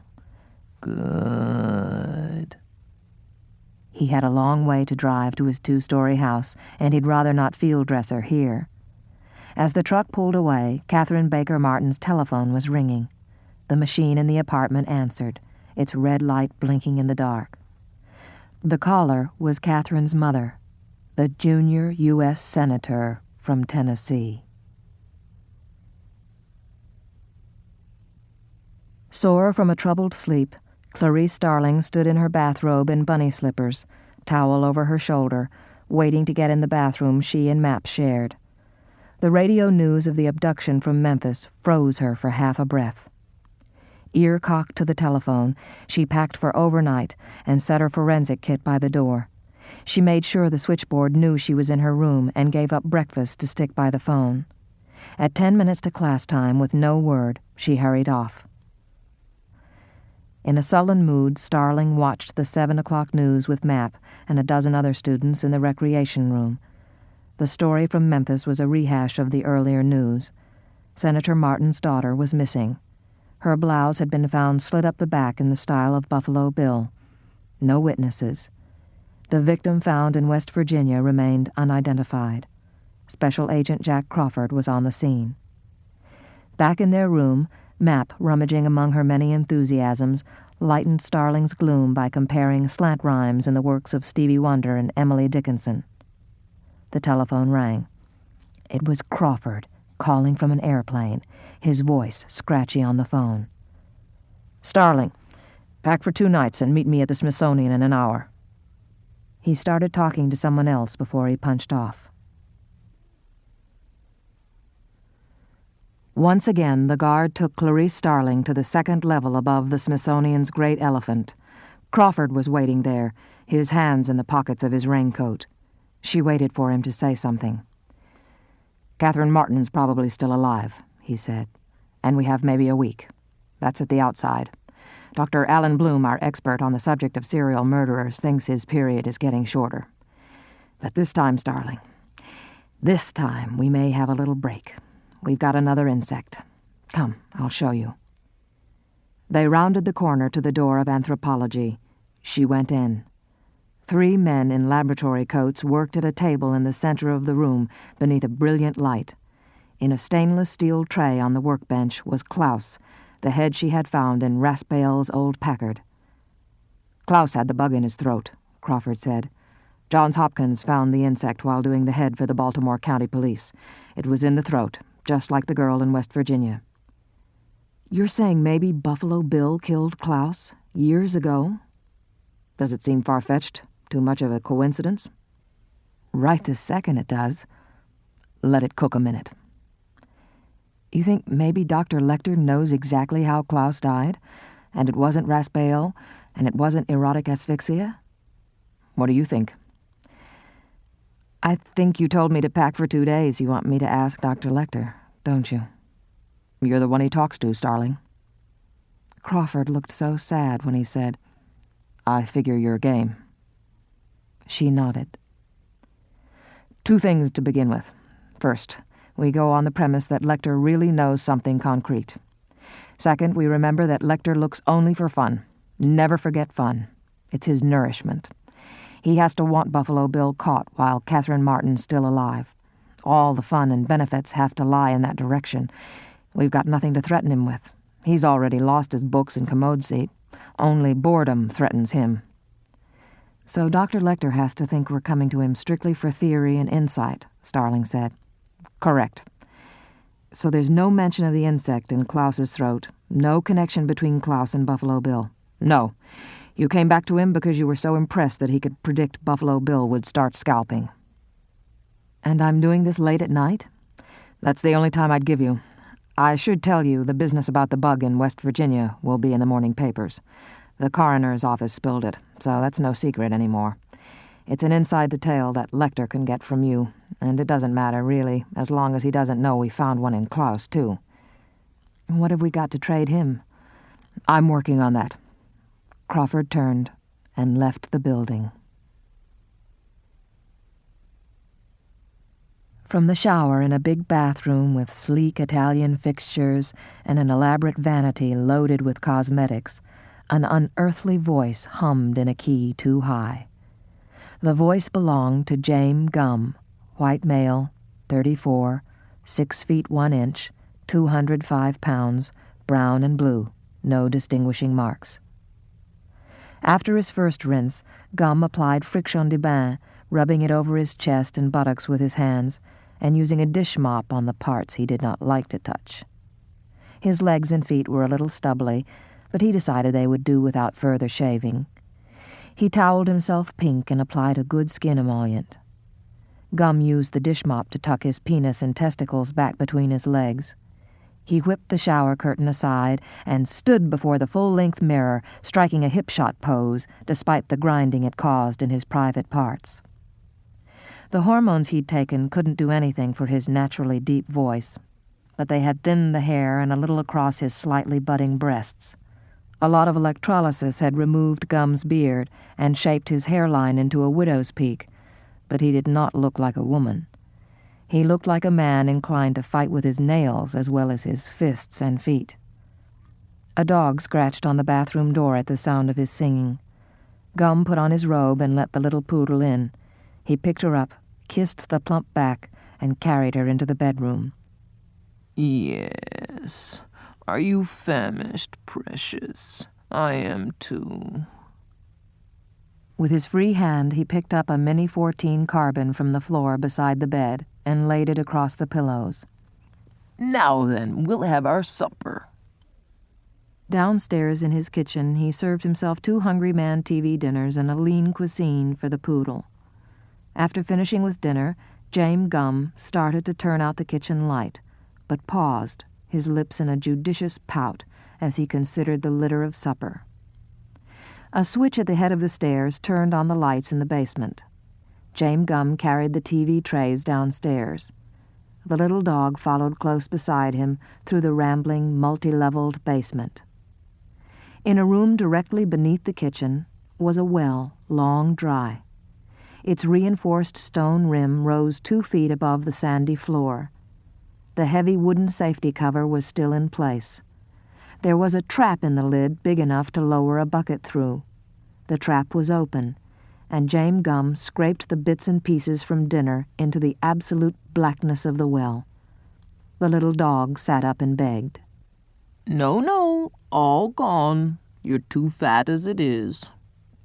He climbed the basement stairs, whispering, fatty bread, to his little dog.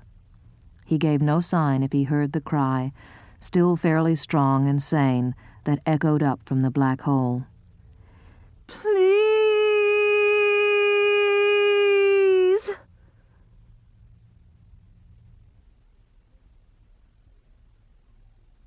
Dr. Hannibal Lecter wore the white asylum pajamas in his white cell.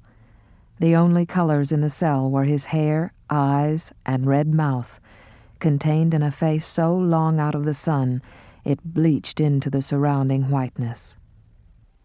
It was after 10 as Clarice Starling walked down the dim corridor toward his cell.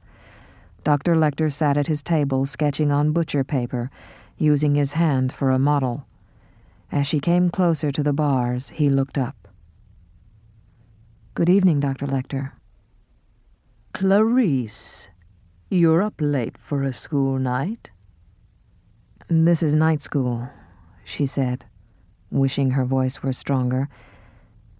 "Yesterday I was in West Virginia. They found a body over there. She was scalped, just as you said she would be." You viewed the remains? "Yes." Had you seen his earlier efforts? "Only pictures." How did you feel? "Apprehensive. Then I was busy." And after? "Shaken." Could you function all right?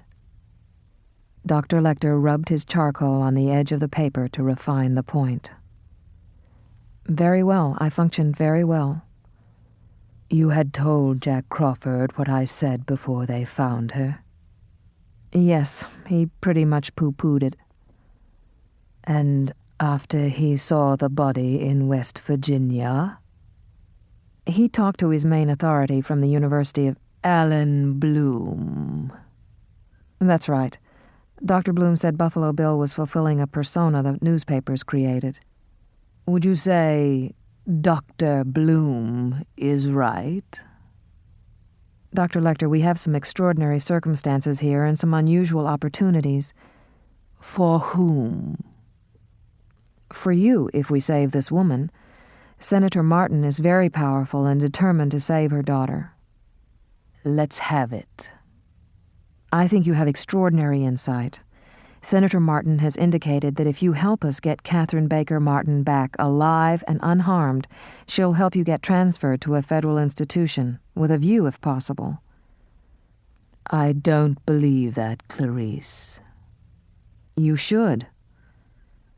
Oh, I believe you. But wouldn't you say that you're an odd choice of messengers? "I was your choice, Dr. Lecter. You chose to speak to me. Would you prefer someone else now? Or maybe you don't think you could help." That is both impudent and untrue, Clarice. I don't believe Jack Crawford would allow any compensation to ever reach me. Possibly I'll tell you one thing you can tell the senator, but I operate strictly COD.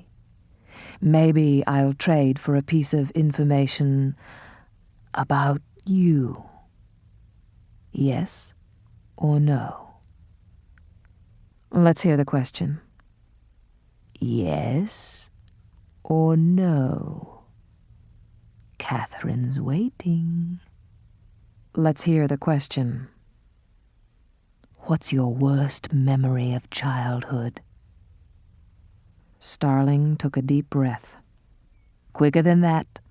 I'm not interested in your worst invention. The death of my father. Tell me. He was a town marshal. One night he surprised 2 burglars, addicts, coming out of a drugstore. As he was getting out of his pickup, they shot him. Was he killed outright? He lasted a month. Tell me a detail you remember from the hospital. Starling closed her eyes. A neighbor came, an older woman, and she recited the end of Thanatopsis to him. That's it. We've traded. Yes, we have. You've been Very frank, Clarice. I always know. Quid pro quo. In life, was the girl in West Virginia very attractive physically? She was well groomed. Don't waste my time with loyalty. She was heavy. Large. Yes. Shot in the chest. Yes. Flat-chested, I expect. For her size, yes. But big through the hips. Roomy. She was, yes. What else? She had an insect deliberately inserted in her throat. That information hasn't been made public. Was it a butterfly? Her breath stopped for a moment. It was a moth. Please tell me how you anticipated that. Clarice, I'm going to tell you what Buffalo Bill wants Catherine Baker Martin for, and then it's good night. This is my last word under the current terms. You can tell the senator what he wants with Catherine, and she can come up with a more interesting offer for me. Or she can wait until Catherine bobs to the surface and sees that I was right. What does he want her for, Dr. Lecter? He wants a vest with tits. Catherine Baker Martin lay 17 feet below the cellar floor. She knew she wasn't dreaming. In the absolute dark, she could hear the tiny clicks her eyes made when she blinked. She was better now than when she first regained consciousness. Much of the awful vertigo was gone, and she knew there was enough air. She wore a clean, quilted jumpsuit that smelled of fabric softener. The floor was clean, too, except for the chicken bones and bits of vegetable her captor had raked into the hole. The only other objects were the futon and a plastic sanitation bucket with thin kitchen string tied to the handle. Sounds came clearly to her from overhead. The oubliette that held her was in the part of the basement directly beneath the kitchen. Footsteps now across the kitchen floor, and running water. The scratching of dog claws on linoleum. Nothing then, until a weak disk of yellow light through the open trap above as the basement lights came on. Then blazing light in the pit. This time she sat up into the light, the futon across her legs, determined to look around, trying to peer through her fingers as her eyes adjusted, her shadow swaying around her as a flood lamp lowered into the pit, swung on its cord, high above. She flinched as her toilet bucket moved, lifted, twisting slowly as it rose toward the light. Another bucket came down with hot soapy water. Wash yourself. All over. There was a washcloth in the bucket, and floating in the water was a plastic bottle of an expensive imported skin emollient. She did it, goosebumps on her arms and thighs, nipples sore and shriveled in the cool air, squatting beside the bucket and as close to the wall as possible. Now pick up your litter and wash the floor. She did that too, gathering the dinner debris and putting them in the bucket. Something else here, near the wall. A flake that had been dislodged from a crack above. It was a human fingernail, covered with glitter polish, and torn off far back in the quick. Some other woman had been here. The bucket was pulled aloft. The lights went out, sudden and total darkness. Her mind was working, and at last it worked too well. The skin emollient did it. Skin. Now she knew who had her. The knowledge fell on her like every scalding, awful thing on earth, and she was screaming up and climbing, clawing at the wall, screaming until she was coughing something warm and salty in her mouth, hands to her face, drying sticky on the backs of her hands, and she lay rigid, arching off the floor from head to heels, her hands clenched in her hair. Clarice Starling's quarter bonged down through the telephone in the shabby orderlies' lounge of the Hospital for the Criminally Insane. Crawford here. Sir, I'm at a payphone outside the maximum security ward. Dr. Lecter asked me if the insect in West Virginia was a butterfly. He wouldn't elaborate. He said Buffalo Bill needs Catherine Martin because, I'm quoting, he wants a vest with tits. Dr. Lecter wants to trade, but with a more interesting offer from the senator. Did he break it off? Yes. How soon do you think you'll talk again? I think he'd like to do this over the next few days, but I'd rather hit him again now if I can have some kind of urgent offer from the senator. Urgent is right, Starling. We got an ID on the girl in West Virginia. Kimberly, Jane Emberg, 22, missing from Detroit since February 7. The medical examiner says she died not later than February 11, and possibly the day before. He only kept her alive 3 days, Starling said. His period's getting shorter. I don't think anybody's surprised. Crawford's voice was even. He's had Catherine Martin about 26 hours. I think if Lecter can deliver, he'd better do it in your next conversation. He's leery, Mr. Crawford. He's not sure you'd let him have anything worthwhile. What can we offer? I'm sending over a proposal. It'll be there in 5 minutes, unless you want to rest a little first. I have a room booked for you at the Hojo down the block. I'd rather do it now. Starling walked up and down the linoleum of the shabby lounge. Within minutes, an orderly handed her a sealed packet from Crawford. She read the contents quickly and pushed the button for Barney to let her in. Dr. Lecter was at his table examining his correspondence. Starling found it easier to approach the cage when he wasn't looking at her. I have a proposal for you, Starling said, opening her briefcase. Barney was coming. Excuse me, if you got a lot of papers to wrestle, there's a school desk in the hall closet. Want it?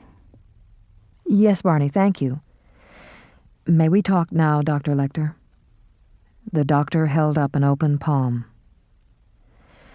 Dr. Lecter, the senator has a remarkable offer. If you help us find Buffalo Bill in time to save Catherine Martin unharmed, you get the following. Transfer to the Veterans Administration Hospital at Oneida Park, New York, to a cell with a view of the woods surrounding the hospital. Maximum security measures still apply. She glanced up. Dr. Lecter cocked his head slightly and touched the center of his red lips with his red tongue. If we talk about this, Clarice, I have to have something on account. Quid pro quo. I tell you things, and you tell me. Go, Doctor. First, let's drop Buffalo Bill. It's a misleading term and has nothing to do with the person you want. For convenience, we'll call him Billy. Ready? A caterpillar becomes a pupa in a chrysalis. The significance of the chrysalis is change. The imago, worm into butterfly or moth. Billy thinks he wants to change. He's making himself a girl suit out of real girls. Hence the large victims. He has to have things that fit. The number of victims suggests he may see it as a series of molts. Dr. Lecter, there's no correlation that I ever saw between transsexualism and violence. Transsexuals are usually passive types. That's true, Clarice. You're very close to the way you're going to catch him. Do you realize that? No, Dr. Lecter. Good. Then you won't mind telling me what happened to you after your father's death. Starling looked at her papers on the school desk. I don't imagine the answers in your papers, Clarice. My mother kept us together for more than 2 years. Doing what? Working as a motel maid in the daytime, cooking at a cafe at night. And then? I went to live with my mother's cousin and her husband on a sheep and horse ranch in Montana. Just you? I was the oldest. And what happened? It was great. I had my own room, and they let me have a horse to ride. She couldn't see very well. There was something wrong with all the horses. I discovered that they slaughtered the horses and sold them for glue and fertilizer. I ran away with my horse, got caught, and wound up going to the Lutheran home, an orphanage in Bozeman. How old were you? 9.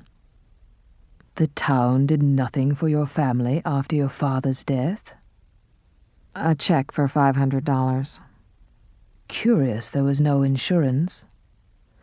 Clarice, you said that your father had been in his pickup truck. Yes. He didn't have a patrol car? No. It happened at night? Yes. Didn't he have a pistol? No. Clarice, he was working at night in a pickup truck, unarmed. Tell me, did he wear a time clock on his belt by any chance? One of those things where they have keys screwed to posts all over town, and you have to drive to them and stick them in your clock, so the town fathers know you weren't asleep? Tell me if he wore one, Clarice. Yes. He was a night watchman, wasn't he, Clarice? He wasn't a marshal at all.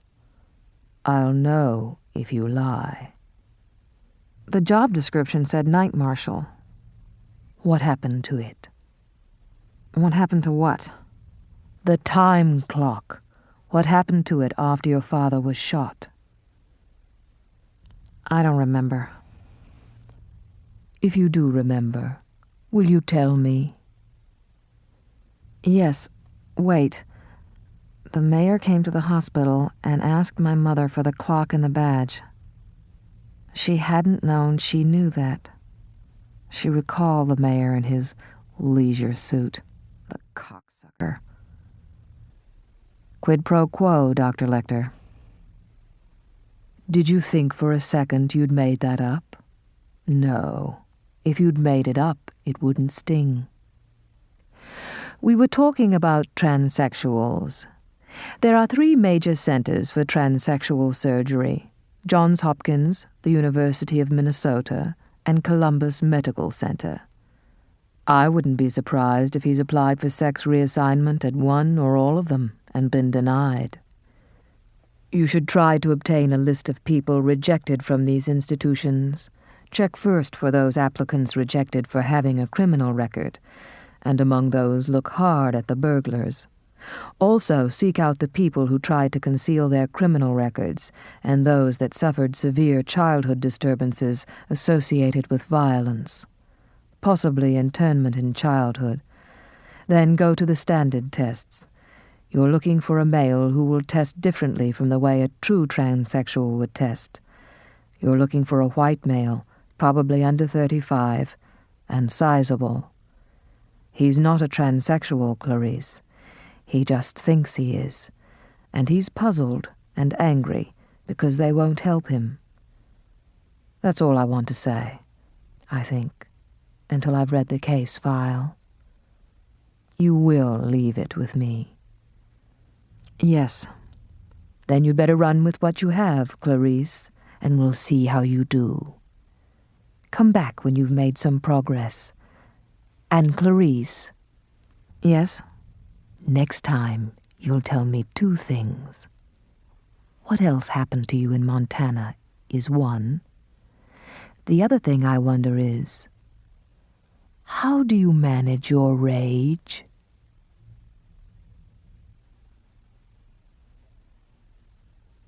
Dr. Hannibal Lecter stood stiffly upright at the end of the corridor, his face a foot from the wall. Heavy canvas webbing bound him tightly to a tall mover's hand truck, as though he were a grandfather clock. Beneath the webbing he wore a straitjacket and leg restraints. A hockey mask over his face precluded biting. Behind him an orderly mopped Lecter's cell. Barney supervised the thrice-weekly cleaning and searched for contraband at the same time. Dr. Lecter amused himself by recalling the voice of the late Benjamin Raspail. Dr. Lecter was deliberating on how he would give James gum to Clarice Starling, and it was useful to remember Raspail.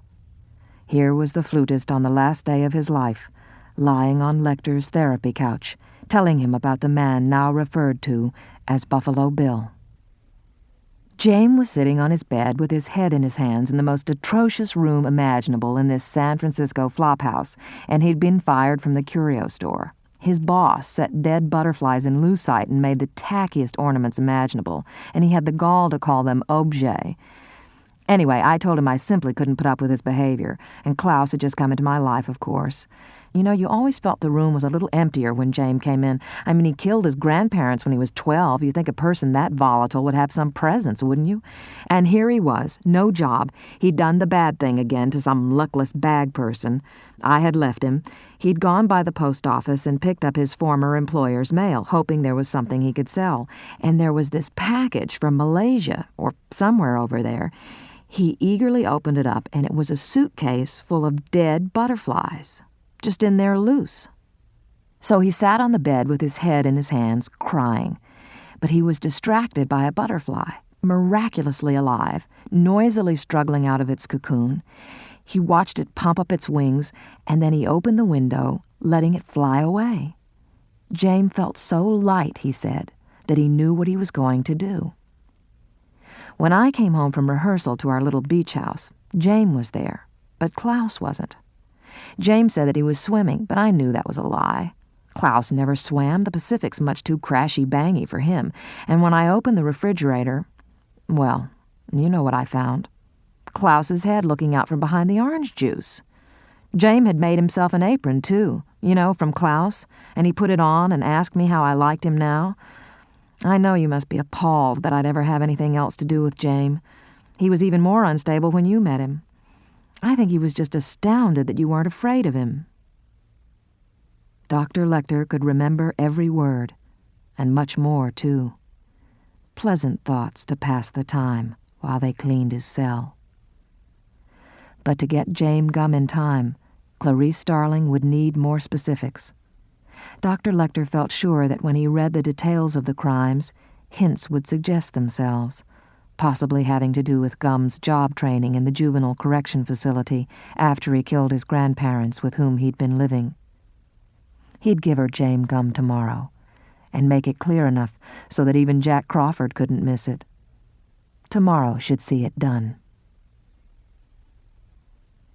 There was a slight bump as the hand truck carrying Dr. Lecter rolled over the threshold of the cage, and here was Dr. Chilton sitting on the cot, looking through Dr. Lecter's private correspondence.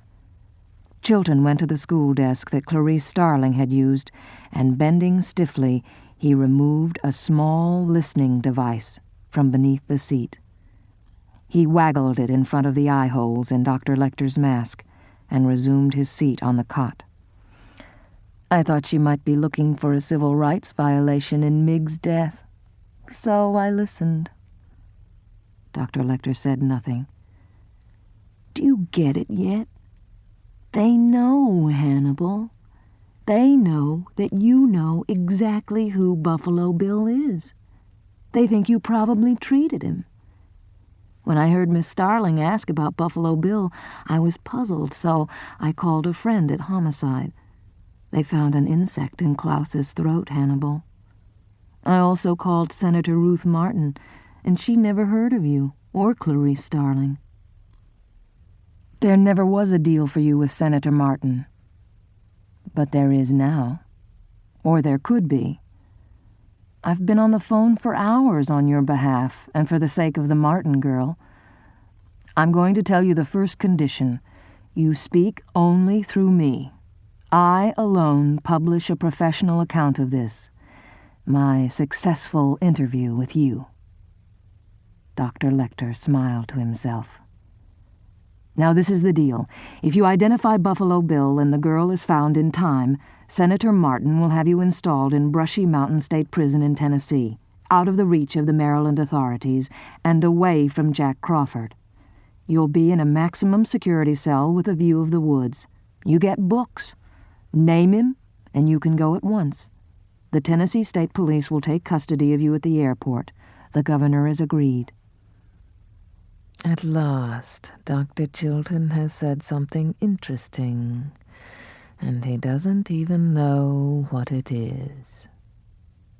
Dr. Lecter pursed his red lips behind the mask. The custody of police.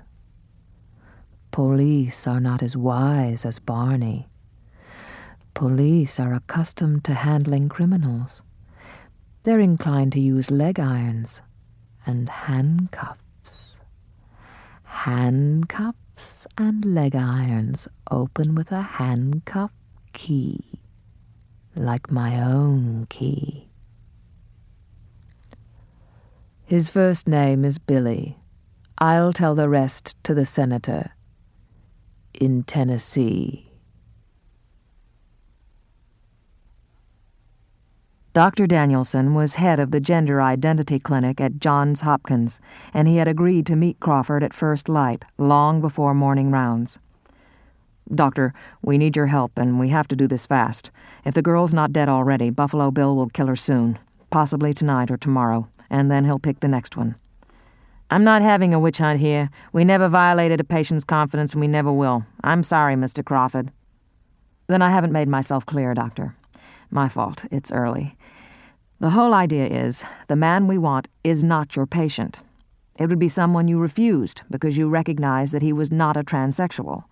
We're not flying blind here. I'll show you some specific ways he'd deviate from typical transsexual patterns in your personality inventories. Here's a short list of things your staff could look for among your rejects." Dr. Danielson rubbed the side of his nose with his finger as he read. He handed the paper back. "That's original, Mr. Crawford. In fact, it's extremely bizarre, and that's a word I don't use very often. May I ask who provided you with that piece of conjecture?" "I don't think you'd like to know that, Dr. Danielson," Crawford said to himself. "The behavioral science staff," he said aloud, "in consultation with Dr. Alan Bloom at the University of Chicago." "Alan Bloom endorsed that?" "And we don't just depend on the tests. There's another way Buffalo Bill's likely to stand out in your records. He probably tried to conceal a record of criminal violence or falsified other background material. Show me the ones you turned away, Doctor." Danielson was shaking his head the whole time. "I know Alan Bloom, and I'd rather discuss this on a professional level.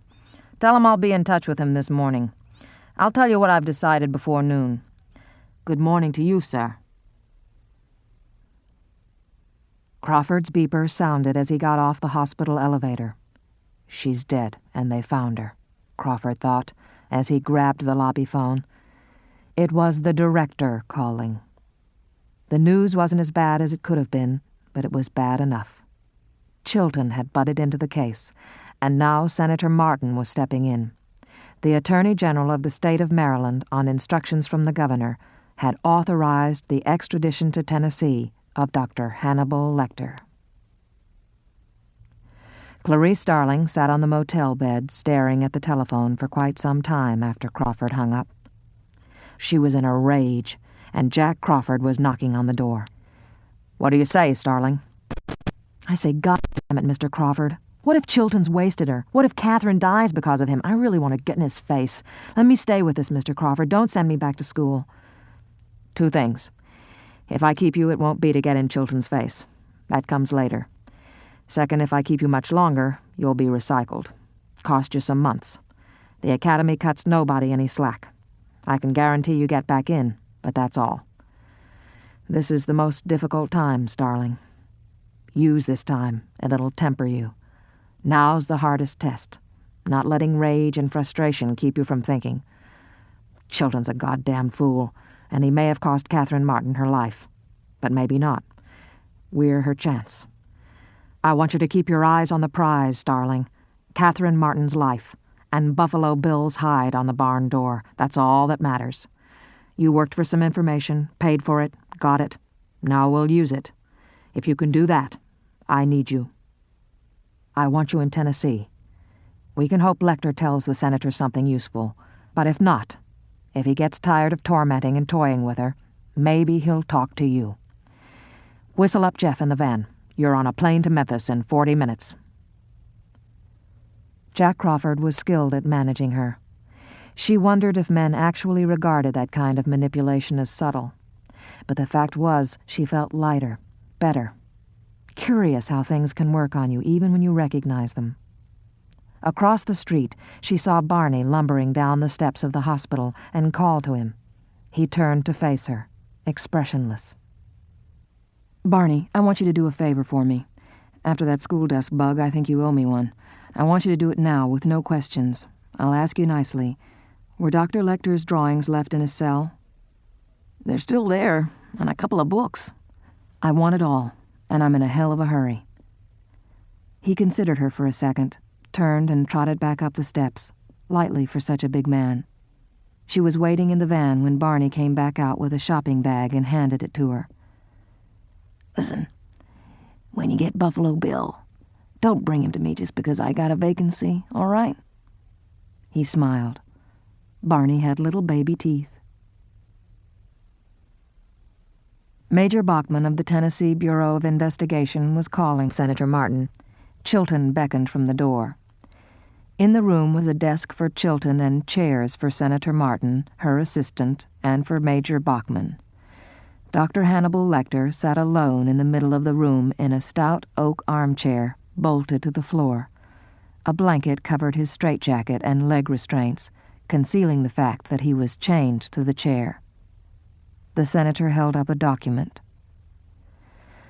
Dr. Lecter, this is an affidavit which says I'll help you. Want to read it? Senator, I won't waste Catherine's time bargaining for petty privileges. Let me help you now, and I'll trust you to help me later. You can count on it, Doctor. Buffalo Bill's name is William Rubin. He goes by Billy Rubin.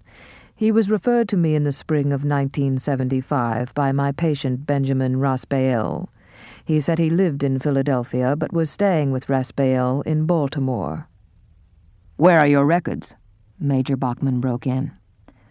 My records were destroyed by court order shortly after. What did he look like? Major Bachman said. Do you mind, Major? Senator Martin, the only... Give me an age and a physical description.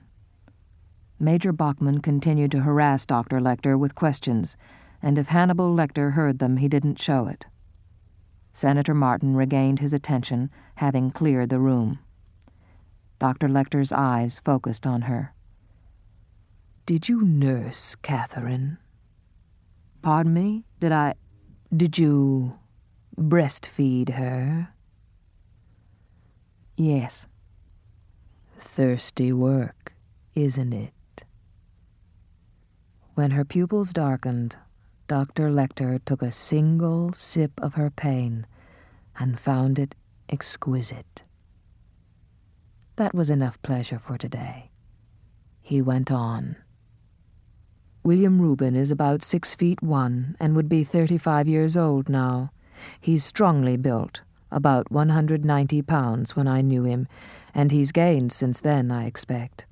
He has brown hair and pale blue eyes. Billy Rubin told me he had a criminal record, but no details.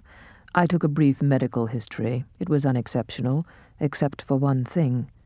Rubin told me he once suffered from elephant ivory anthrax.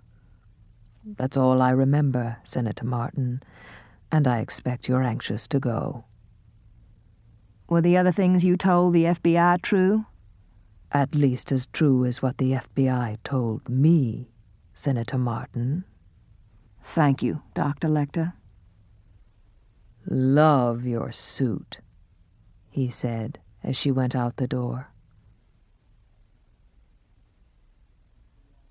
Room into room, James Gumm's basement rambles like the maze that thwarts us in dreams. It is now in total darkness. In the oubliette, Catherine Martin is quiet. Mr. Gumm is here in the basement, but he is not in this chamber. The room beyond the stairs is black to human vision, but it is full of small sounds. Water trickles here, and small pumps hum.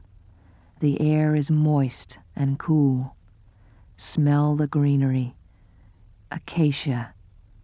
A flutter of wings against the cheek. A few clicks across the air. A low nasal sound of pleasure. A human sound.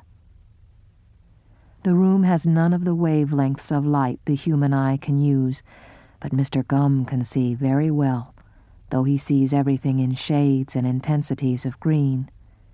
He's wearing an excellent pair of infrared goggles, and he directs the beam of an infrared flashlight on the wire cage in front of him. He is sitting on the edge of a straight chair, rapt, watching an insect climb a plant in the screen cage in front of him. The young imago has just emerged from a split chrysalis in the moist earth of the cage floor. Mr. Gum feels so good and light inside. He walks quietly with his light into the oubliette room and shines his invisible light down the shaft. The material is lying on her side, curled like a shrimp. In her sleep, she clutches the corner of the futon against her face and sucks her thumb. This one is so special, so central to what he is doing, he can't stand to wait long, and he doesn't have to. Tomorrow afternoon he can do it, or tomorrow night, the next day at the latest. Soon. The Tennessee authorities were taking no chances with Hannibal Lecter. They were determined to hold him securely in a massive Gothic structure built of granite.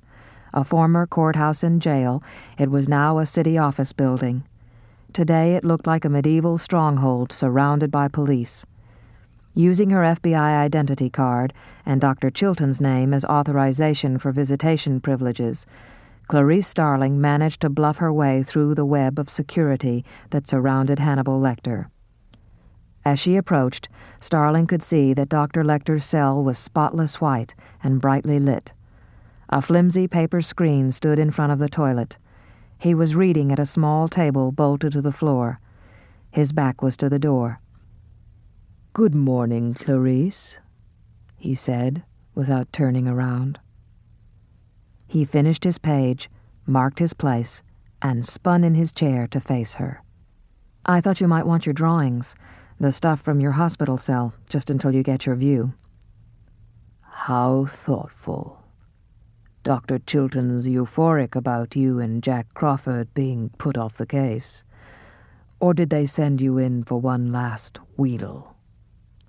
"They didn't send me. I just came." "People will say we're in love. Don't you want to ask about Billy Rubin, Clarice?" "Dr. Lecter, without in any way impugning what you've told Senator Martin, would you advise me to go on with your idea about—" "Impugning. I love it. I wouldn't advise you at all. You tried to fool me, Clarice. Do you think I'm playing with these people?" "I think you were telling me the truth." "Pity you tried to fool me, isn't it? Pity Catherine Martin won't ever see the sun again, Clarice." "Pity you have to pander now, Dr. Lecter, and lick a few tears when you can. It's a pity we didn't get to finish what we were talking about.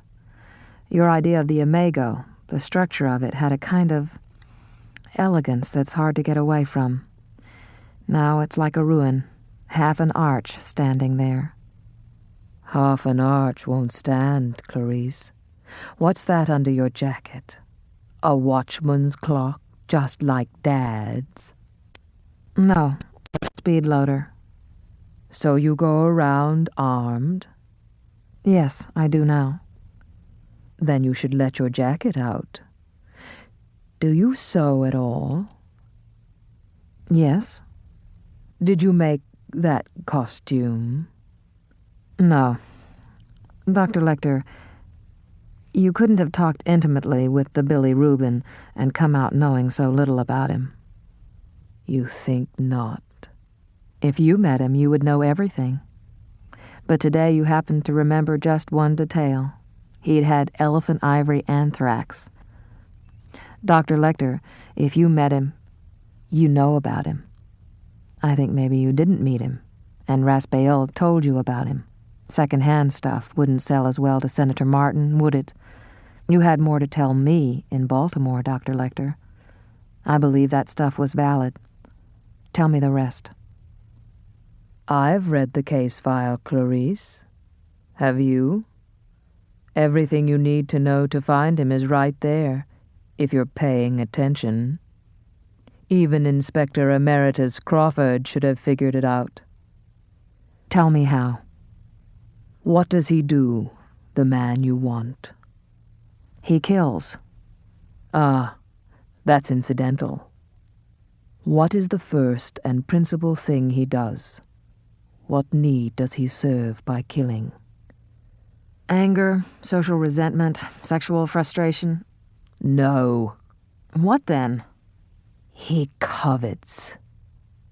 In fact, he covets being the very thing you are. How do we begin to covet, Clarice? Do we seek out things to covet? No, we just... No. Precisely so.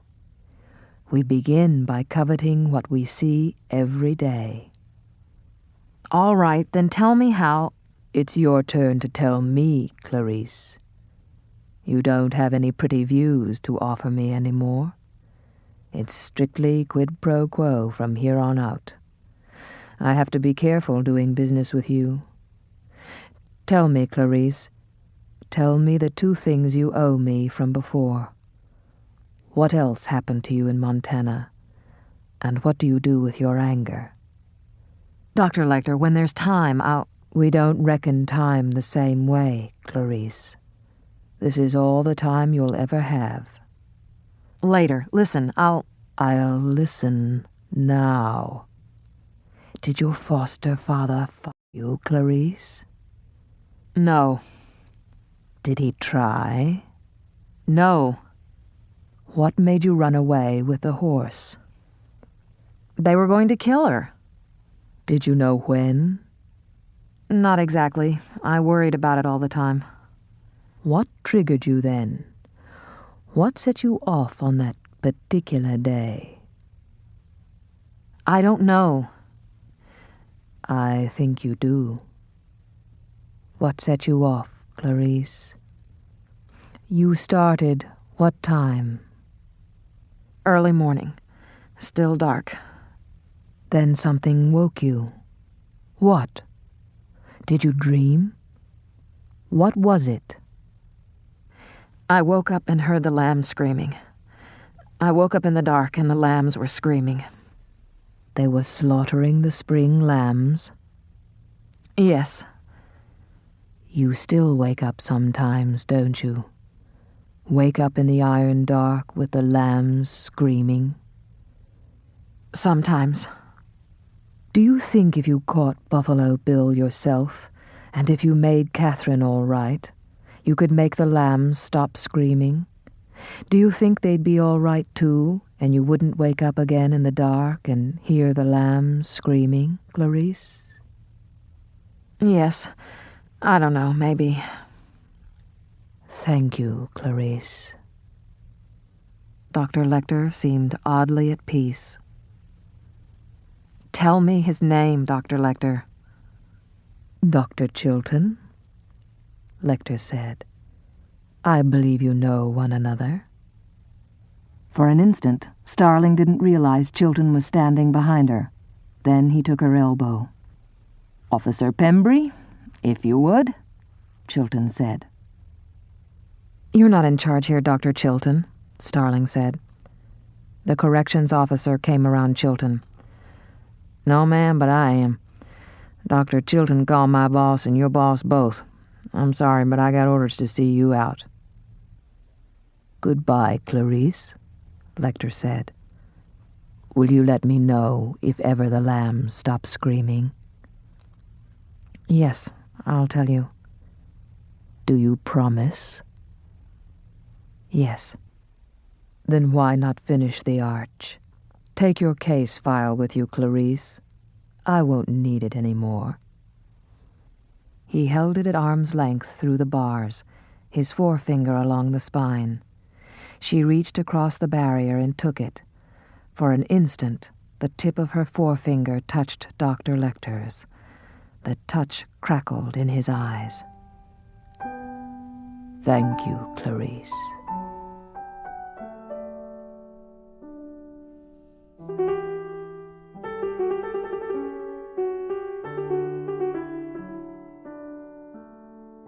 Tennessee Department of Corrections officers Pembry and Boyle were experienced men brought especially from Brushy Mountain State Prison to be Dr. Lecter's warders.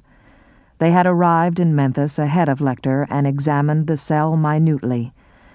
When Dr. Lecter was brought to the old courthouse, they examined him as well. He was subjected to an internal body search by a male nurse while he was still in restraints. His clothing was searched thoroughly, and a metal detector run over the seams. Boyle and Pembry came to an understanding with him, speaking in low, civil tones close to his ears as he was examined.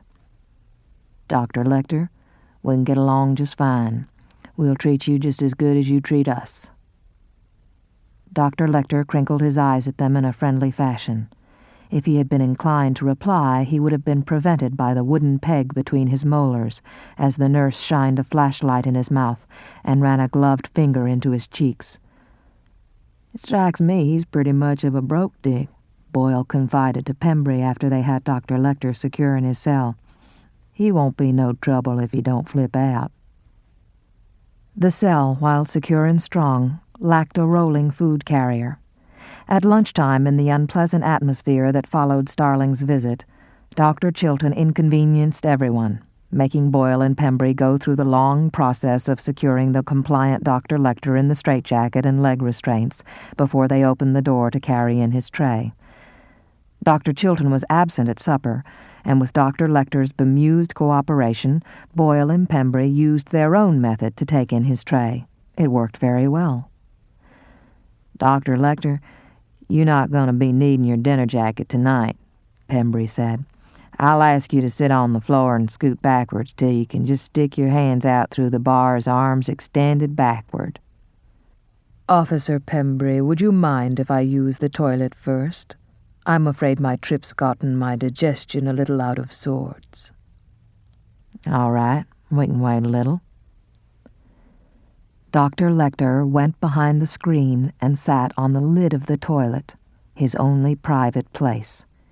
He ran his tongue around his mouth and extracted a small metal tube that he had concealed between his cheek and gum. In Baltimore, the tube had been the ink vial of a ballpoint pen. He tapped the tube on his thumbnail until a slender wire, made from a paperclip, slipped out. Now he had his handcuff key. He hid the key between the fingers of his right hand, knowing Pembry would stare at his six-fingered left hand when it was behind his back. He came around the screen. He sat on the floor of the cell and stretched his arms behind him, his hands and wrists through the bars. Pembry handcuffed Dr. Lecter tightly outside the bars, with a bar between his arms and a low crossbar above them. Dr. Lecter found the keyhole in his left handcuff, inserted his key, and turned it. He felt the cuff spring loose on his wrist. He passed the key to his other hand, found the cuff keyhole, and turned it. Boyle bent to place the tray on the floor. Fast as a snapping turtle, the handcuff closed on Boyle's wrist, and as he turned his rolling eyes to Lecter, the other cuff locked around the fixed leg of the table. Dr. Lecter's legs under him now, driving him into the door, Pembry trying to come from behind it, and Lecter's shoulder driving the iron door into him. Pembry going for the mace in his belt, his arm mashed to his body by the door. Lecter grabbed the long end of Pembry's riot baton and lifted. With the leverage twisting Pembry's belt tightly around him, he hit Pembry in the throat with his elbow and sunk his teeth in Pembry's face. Pembry trying to claw at Lecter, his nose and upper lip caught between the tearing teeth. Lecter shook his head like a rat-killing dog and pulled the riot baton from Pembry's belt. In the cell, Boyle bellowing now, sitting on the floor, digging desperately in his pocket for his handcuff key, fumbling, dropping it, finding it again. Lecter drove the end of the baton into Pembry's stomach and throat, and he went to his knees. Boyle, still bellowing, got the key in a lock of the handcuffs. Lecter coming at him now. Lecter shut Boyle up with a shot of the mace, and as he wheezed, cracked his upstretched arm with 2 blows of the baton. Boyle tried to get under the table, but blinded by the mace, he crawled the wrong way, and it was easy, with 5 judicious blows, to beat him to death. Pembry had managed to sit up, and he was crying. Dr. Lecter looked down at him with his red smile. "I'm ready if you are, Officer Pembry." The baton, whistling in a flat arc, caught Pembry pock on the back of the head, and he shivered out straight like a clubbed fish. Dr. Lecter's pulse was elevated to more than 100 by the exercise, but quickly slowed to normal. He turned out Pembry's pockets, got the desk key, and opened all its drawers. In the bottom drawer were Boyle's and Pembry's duty weapons, a pair of .38 special revolvers. Even better, he found a pocket knife. Sergeant C.L. Tate of the Tennessee SWAT team had seen many things, but he thought that what lay at his feet was the worst thing he had ever seen happen to an officer. The meat above the uniform collar no longer resembled a face. The front and top of the head were a slick of blood peaked with torn flesh, and a single eye was stuck beside the nostrils, the sockets full of blood. Patrolman Jacobs passed Tate, slipping on the bloody floor as he went into the cell. He bent over Boyle, still handcuffed to the table leg. Boyle, partly eviscerated, his face hacked to pieces, seemed to have exploded blood in the cell, the walls covered with gouts and splashes. Jacobs put his fingers on the neck. "This one's dead, Sarge. How's Pembry?" Tate knelt, and as he reached for the neck to feel, the awful thing on the floor groaned and blew a bloody bubble. "Pembry's alive. Come here, Murray," Tate called to a young patrolman. "Get down here with Pembry and take a hold of him where you can feel your hands on him. Talk to him." "What's his name, Sarge?" Murray was green. "It's Pembry. Now talk to him, goddammit." Tate on the radio. 2 officers down. Boyle's dead and Pembry's hurt bad. Lecter's missing and armed. He took their guns. Confirm ambulances en route." Orders on the radio now. "Tate, I want you to clear the officers in the tower and seal it off. We'll get him alive if he wants to come, but we take no special risk to preserve his life. Understand me?" "I got it, Lieutenant." The ambulances were there amazingly fast, but it did not seem fast enough to Tate, listening to the pitiful thing at his feet. Young Murray was trying to hold the groaning, jerking body as the ambulance crew lifted Pembry onto a stretcher. Tate and Jacobs carefully carried out their orders to help clear the offices and seal off the building as the sirens wailed outside. They were in the elevator riding down to the lobby when a drop of blood fell on Tate's shoulder. Another hit his shoe. He looked at the ceiling of the elevator car, touched Jacobs, and motioned for silence. Blood was dripping from the crack around the service hatch in the top of the car. It seemed a long descent to the lobby. Tate and Jacobs stepped off backwards, guns pointed at the ceiling of the elevator. They were set up in moments. 2 SWAT officers in black body armor and headsets climbed the stairs to the 3rd-floor landing. In the lobby with Tate were 2 more officers, their assault rifles pointed at the elevator ceiling.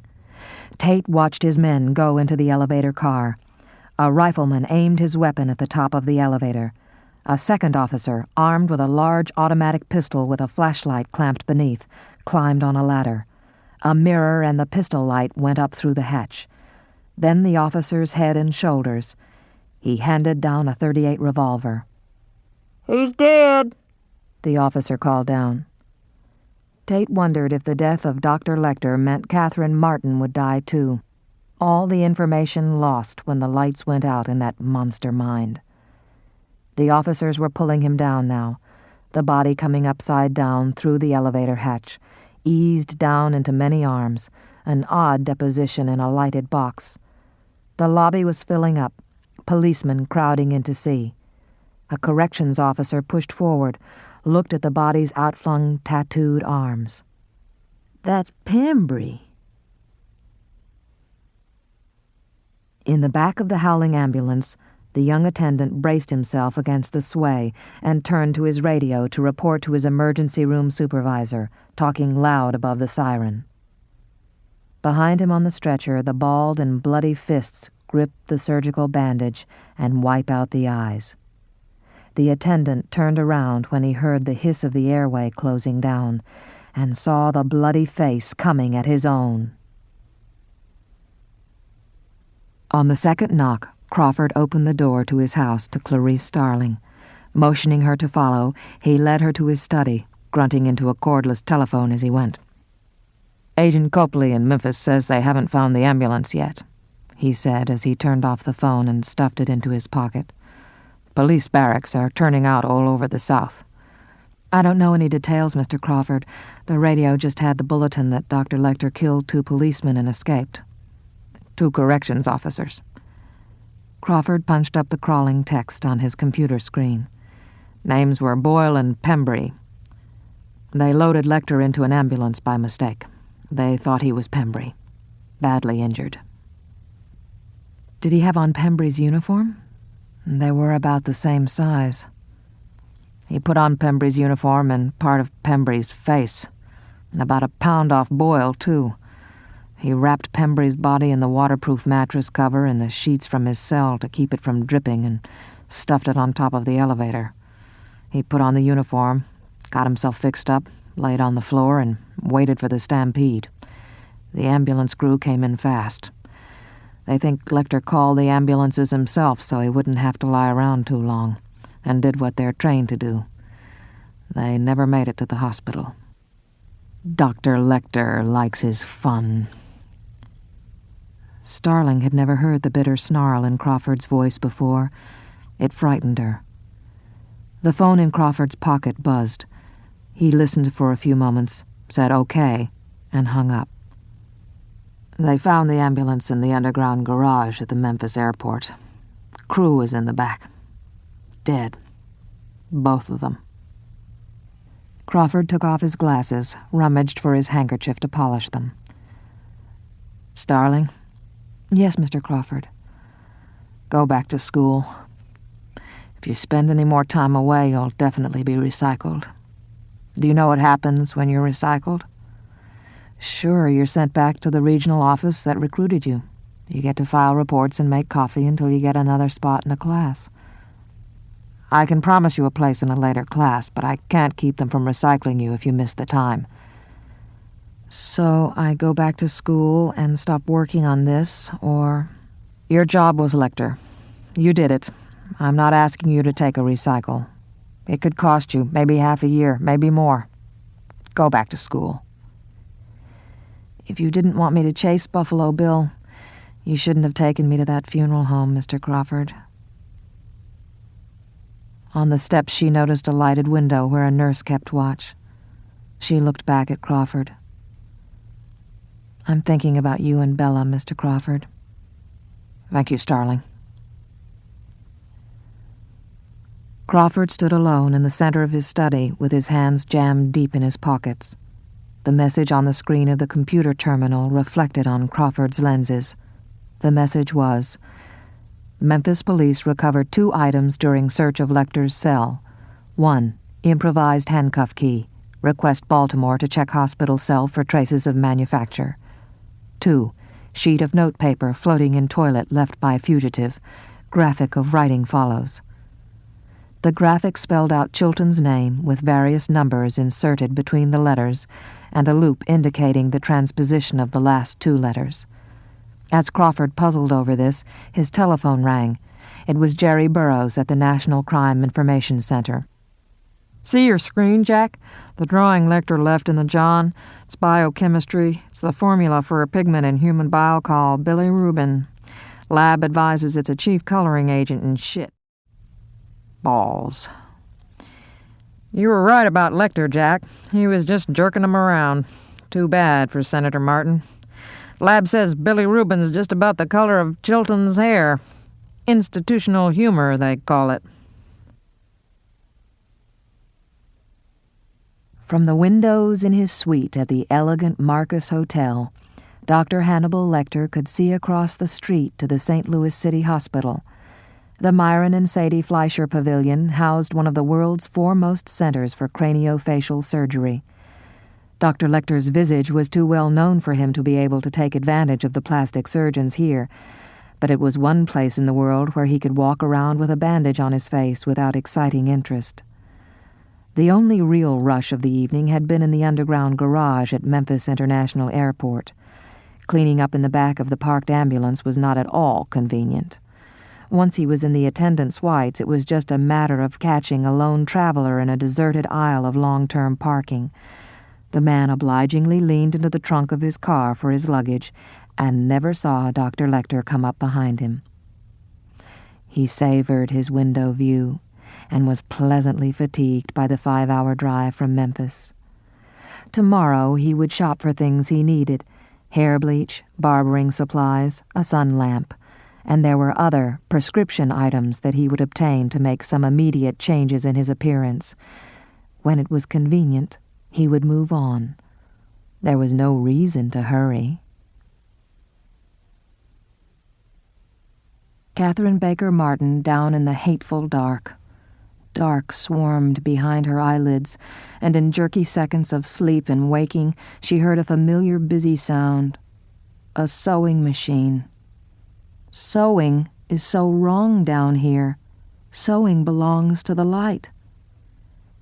Catherine did not know how long she had been captive. She knew that she was washed twice. The last time she had stood up in the lights, wanting him to see her body, not sure if he was looking down from behind the blinding light. Catherine Baker Martin naked was a showstopper, a girl and a half in all directions, and she knew it.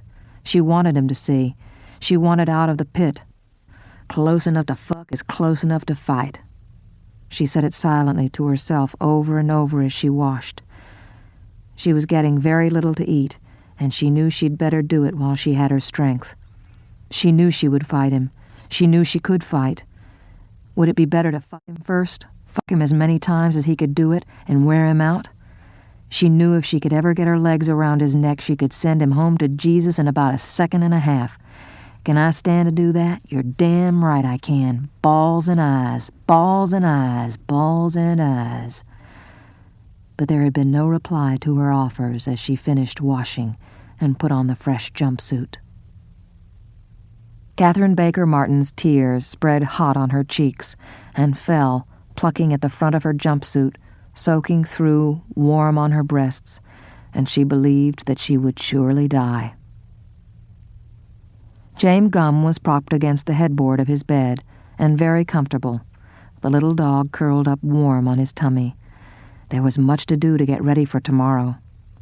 Oh, precious, come here to Mommy. Mommy's gonna be so beautiful. He had learned to do everything well ahead of time, so as he went downstairs, he admonished himself. You have to be orderly. You have to be precise.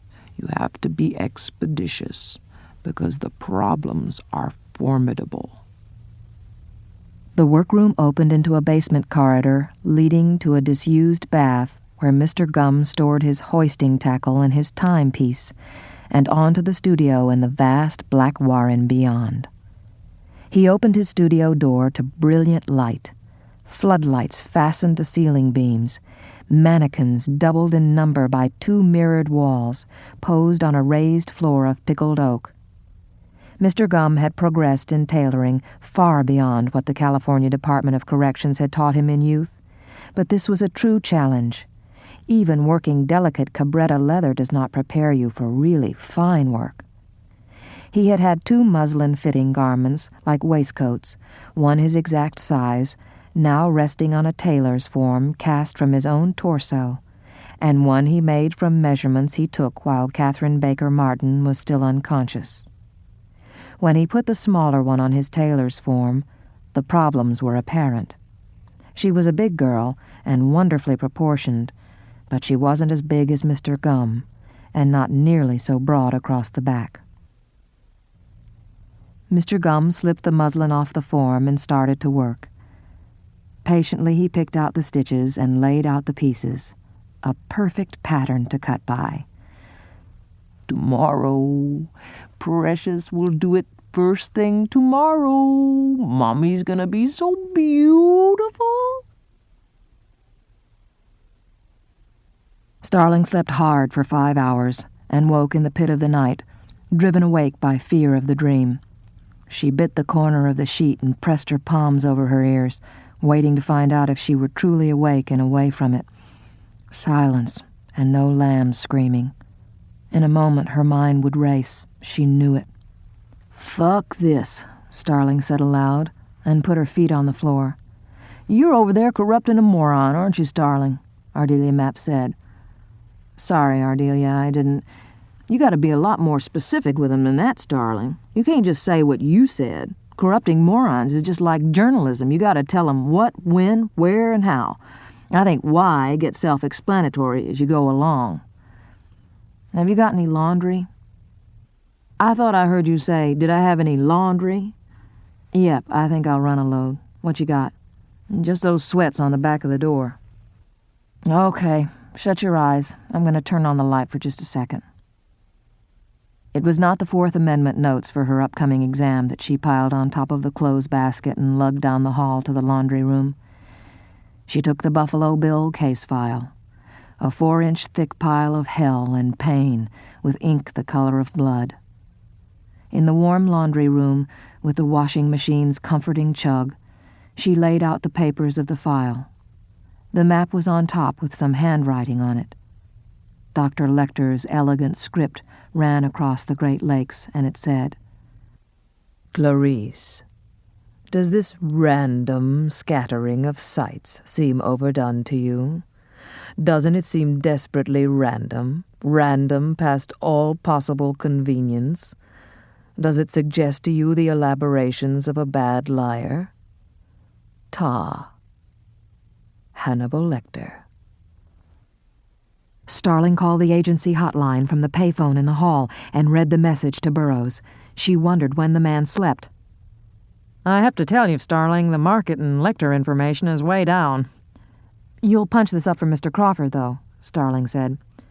"Sure, I'll put it on his screen, but we're not calling him right now. You shouldn't either. Bella died a little while ago." "Thank you for telling me, Mr. Burroughs. Good night." Back in the laundry room with the dryer spinning, Starling walked her fingers over the map. Here an abduction, there the dump. Here the second abduction, there the dump. Here the third, and... But are these dates backward, or... No, the second body was discovered first.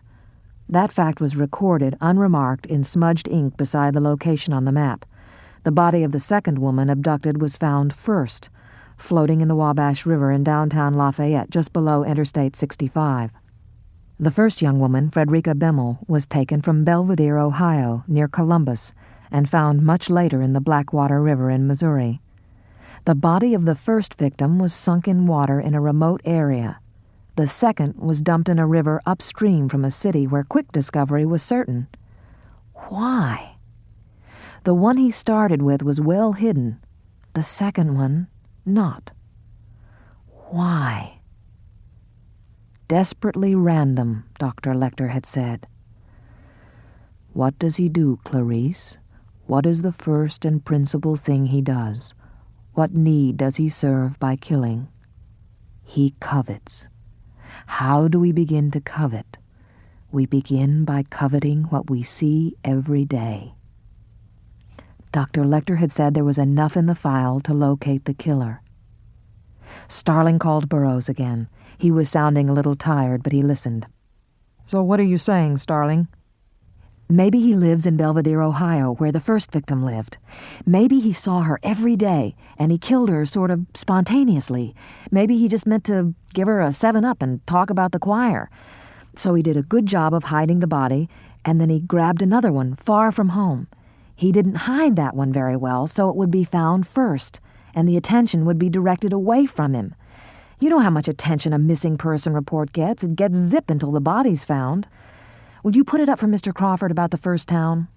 "Sure. Hell, I'll put it on the hotline for everybody." Starling got the clothes out of the dryer. She hugged the warm bundle close to her chest, triggering a sense memory. Her mother. with an armload of sheets. And then the thought, today is the last day of Catherine's life. When Clarice Starling decided what she would do, a few tears came. She hid her face in the warm laundry. Crawford came out of the funeral home and saw Clarice Starling waiting under the awning. "Forgive me," Starling said. "I wouldn't come now if there were any other time. Send me." "Send you where? For what?" "To get a feel for his victims. I can walk in a woman's room and know 3 times as much about her as any man could know, and you know that's a fact. All we've got left is to find out how he hunts. Send me." "You ready to accept a recycle?" "Yes." "Who would you start with?" "The first one, Frederica Bemmel, Belvedere, Ohio." "Not Kimberly Emberg, the one you saw in Potter?"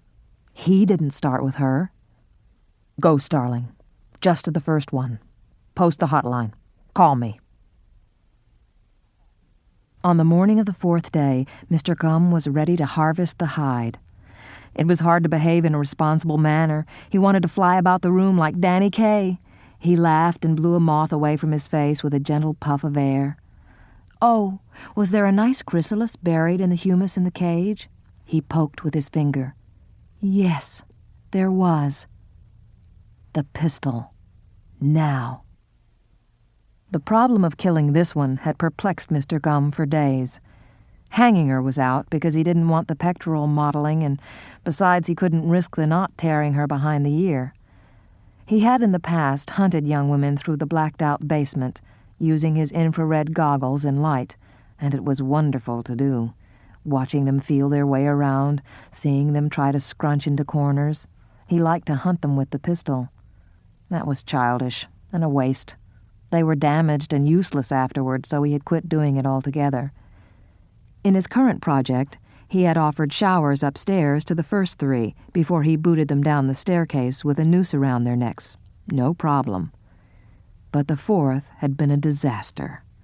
He'd had to use the pistol in the bathroom, and it had taken an hour to clean up. He thought about the girl, wet, goosebumps on her, shivering when he cocked the pistol.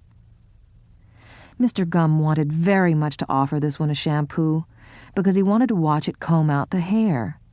He could learn much for his own grooming about how the hair lay on the head, but this one was tall and probably strong.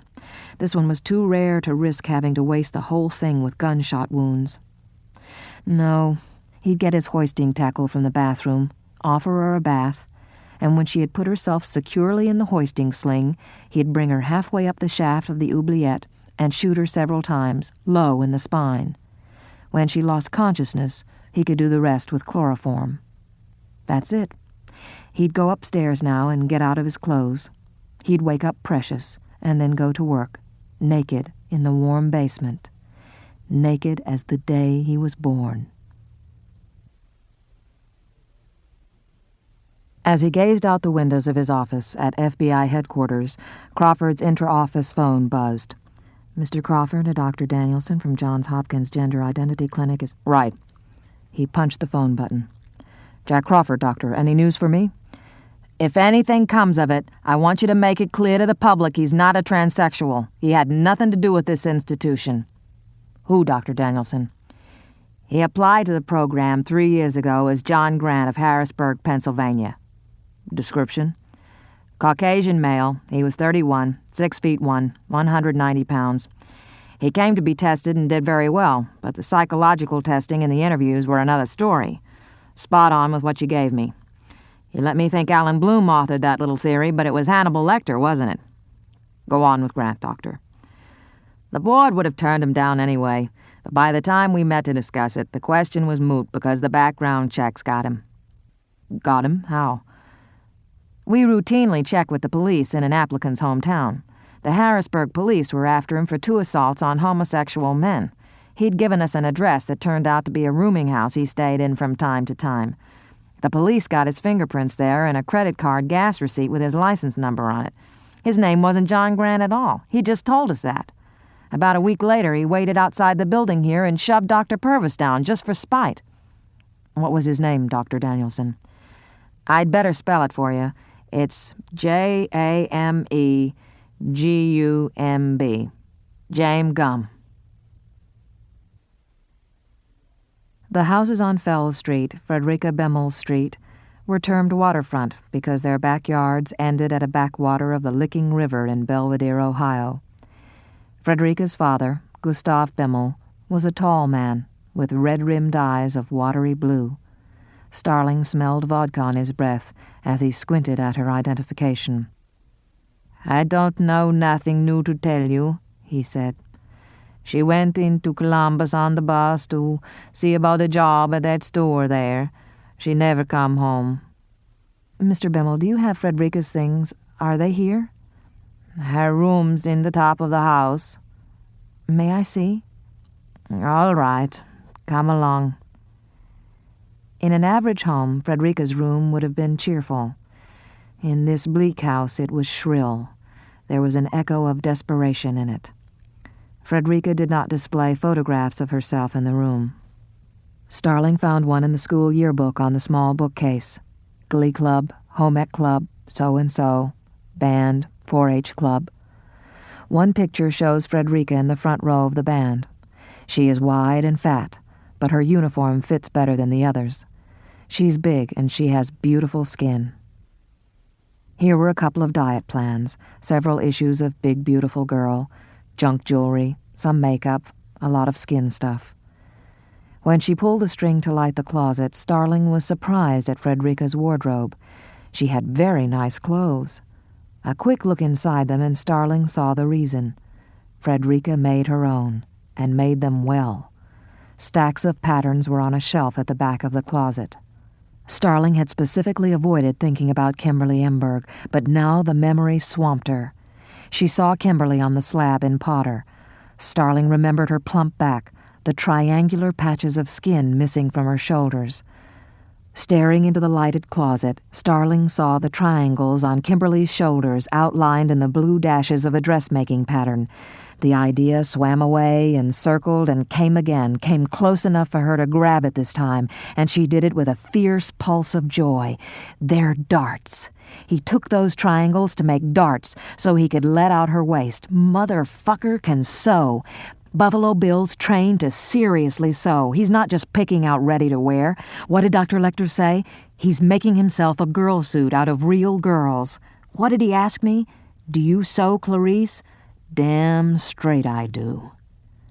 She started downstairs to use the telephone, but Mr. Bemmel was already calling her to the phone. "Jerry Burroughs, Starling."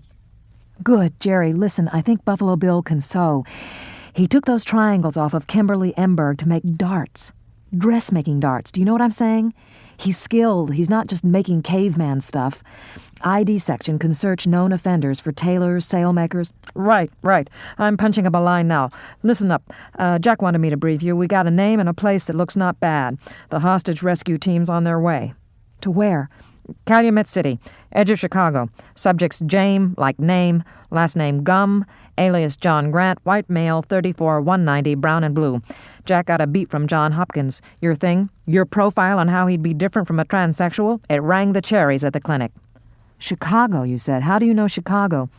"Couple of years ago, Customs in L.A. stopped a suitcase shipped from Suriname that contained live pupae? Is that how you say it? Insects, anyway, moths in it. The addressee was John Grant, care of a business in Calumet, called, get this, Mr. Hyde Leather Goods. Maybe the sewing fits with that. I'm relaying the sewing to Chicago and Calumet. No home address yet on Grant or Gum. The company's out of business." "Can I go?" "No, Jack said you'd ask. We're looking for both names on the Entomology magazine subscription lists, Knife Makers Guild, known offenders, the works. You're doing Bemmel's acquaintances, right?" "Right. Justice says it's a tricky case to make if we can't catch him dirty, so watch for anything they can use up there. You see anything, get to me fast." Starling went outside and walked in the junkie yard in Belvedere, Ohio, a long, long way from the action in Chicago. Her job, her duty, was to think about Frederica and how Gum might have gotten to her. A criminal prosecution of Buffalo Bill would require all the facts. Gustav Bemmel joined her in the yard. Mr. Bimmel, did Frederica know anybody from Calumet City or the Chicago area? He shrugged and shook his head. Had she ever been to Chicago, to your knowledge? What do you mean, to my knowledge? You think a girl of mine's going off to Chicago and I don't know it? Did she know any men that sew, tailors, or sailmakers? She sewed for everybody. She could sew like her mother. I don't know of any men. She sewed for stores, for ladies, I don't know who. Who would you say was her best friend, Mr. Bimmel? Stacy Upka, I guess, since they were little. Do you know where I could get in touch with her? Stacy worked at the Franklin Insurance. I guess she still does. Starling walked to her car across the rutted yard, her head down, hands deep in her pockets. From the moment she had started to hunt for Buffalo Bill, a lot of extraneous noises had stopped. Now she felt a pure, new silence in the center of her mind. Starling's FBI credentials got the undivided attention of Stacy Hubka's boss at the Franklin Insurance Agency. He offered Starling the privacy of his cubicle for the interview. Stacy Hubka had a round, downy face and wore her hair in frosted wings. Stacy, I'd like you to tell me how you think this might have happened to your friend, where this man might have spotted Frederica. Freaked me out. Get your skin peeled off? Is that a bummer? Did you see her? They said she was just like rags, like somebody let the air. Stacy, did she ever mention anybody from Chicago or Calumet City? No, we marched at Chicago one time in the Thanksgiving parade. When? 8th grade. That would be, 9 years ago. The band just went there and back on a bus. Did you ever hear her mention anybody named James Gum or John Grant? No. Do you think she could have had a boyfriend you didn't know about? Were there gaps in time, days when you didn't see her? No. She had a guy. I'd have known, believe me. She never had a guy. Stacy, I'd like you to tell me about the people who Frederica sewed for. Me and her worked down at Richard's Fashions. Real nice clothes. The store manager spoke to Mrs. Lippman to see if Frederica could do some of the sewing, hems and stuff. So Frederica did alterations for Richard's, the store where you worked? Sure. Mrs. Lippman did everybody's alterations. She had the business and she had more than she could do, and Frederica worked for her. After Mrs. Lippman retired, Frederica got it all and just kept sewing for everybody. Did Frederica ever work at the store, taking measurements? Did she meet customers or the wholesale people? Sometimes. Not much. I didn't work every day. Would the store manager know? Yeah, I guess. Frederica ever mentioned sewing for a company called Mr. Hyde in Chicago or Calumet City, maybe lining leather goods? I don't know. Mrs. Lippman might have. Do you know where Mrs. Lippman is? I'd like to talk to her. I never did know her. She died. Frederica said she went to Florida to retire, and she died down there. You might could talk to her family or something. I'll write it down for you. And Richard's too, Stacy. I want to talk to the store manager. Okay.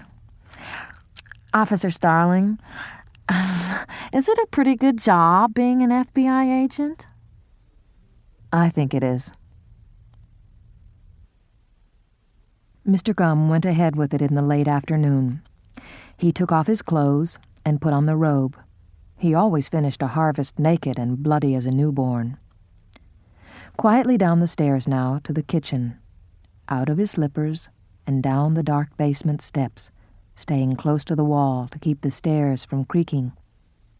Moving by touch in the familiar dark, he went into his workroom. He found his infrared light and slipped the goggles on his head. Now the world glowed green. Quiet he crept, knees bent, painted toes gripping the old boards. Silent on the sand floor of the oubliette room, master of the dark, queen of the dark. As he hurried about, ready to go, the doorbell rang. The doorbell, grating, rasping, kept ringing. They didn't go away. Better go upstairs and peek out the front. The long-barreled Colt revolver wouldn't fit in the pocket of his robe. He put it on the workroom counter. As he went through the kitchen, a heavy knock on the back door made him jump. He opened the door a crack, knowing that he had a loaded pump shotgun in the pantry nearby. "I tried the front, but nobody came. I'm looking for Mrs. Lipman's family. Could you help me?" Clarice Starling showed her FBI identification. "I know she lived here." Mrs. Lipman's been dead for ages. She didn't have any relatives that I know of. What's the problem?" "I'm investigating the death of Frederica Bimmel. Who are you, please?" "Jack Gordon. I didn't mean to be rude. I was sleeping. Mrs. Lipman had a lawyer. I may have his card somewhere. I'll see if I can find it." He went to a roll-top desk in the far corner of the kitchen. Starling stepped inside. "That horrible business," he said, rummaging the desk. "I shiver every time I think about it. Are they close to catching somebody?" "Not yet, but we're working on it, Mr. Gordon. Did you take over this place after Mrs. Lipman died?" "Yes." Gum bent over the desk, his back to Starling. He opened a drawer and poked around in it. Out of the folds in the back of his robe crawled a black witch moth. It stopped in the center of his back, about where his heart would be, and adjusted its wings. "Mr. Gum, thank God my coat's open. Talk my way out of here, get to a phone. No. He knows I'm FBI. I'll let him out of my sight, he'll kill her." "Here's the number," he said, turning around. He had a business card. "Take it?" "No." "Good, thank you. Mr. Gordon, do you have a telephone I could use?" As he put the card on the table, the moth flew. It came from behind him, past his head, and lit between them on a cabinet above the sink. He looked at it. When she didn't look at it, when her eyes never left his face, he knew. Their eyes met, and they knew each other. Mr. Gum tilted his head to the side and smiled. "I have a cordless phone in the pantry. I'll get it for you." She went for her gun, one smooth move she'd made 4,000 times before. "Freeze. Put up your hand slowly. Mr. Gum, you're under arrest. I want you to slowly walk outside." Instead, he walked out of the room. If he had reached for his pocket, reached behind him, if she'd seen a weapon, she could have fired. He just walked out of the room. She heard him run down the basement stairs. She ran around the table and stopped at the top of the stairwell, brightly lit and empty. A trap. Would be a sitting duck. From the basement, a thin scream. Catherine Martin screamed again, and Starling went down anyway, gun arm out, then swinging with her head as she tried to cover the 2 doors facing her. Lights blazing in the basement. She couldn't go through one door without turning her back on the other. Do it quick, then, toward the scream. Into the sand-floored oubliette room, eyes wider than they had ever been. Only place to hide was behind the well, she sliding sideways around the wall, both hands on the gun, arms out straight, a little pressure on the trigger, on around the well, and nobody. A small scream rising from the well like thin smoke. She looked over the edge, saw the girl. "FBI, you're safe." "Get me out! Get me out!" "Catherine, you'll be all right. I'll get you out. Be quiet so I can hear." She moved up to the door and took cover behind the facing. She could see across the foot of the stairs and into part of the workroom beyond. Either she found Gum, or she made sure he'd fled, or she took Catherine out with her. A quick look over her shoulder, around the oubliette. A rope. He had to have one. Where? Go see. Starling sprinted across the stairwell, inside fast, back and forth until she had seen all of the room. Quickly through the room, approaching the corridor beyond, head and gun at once. Empty. The studio blazing with light at the end of it.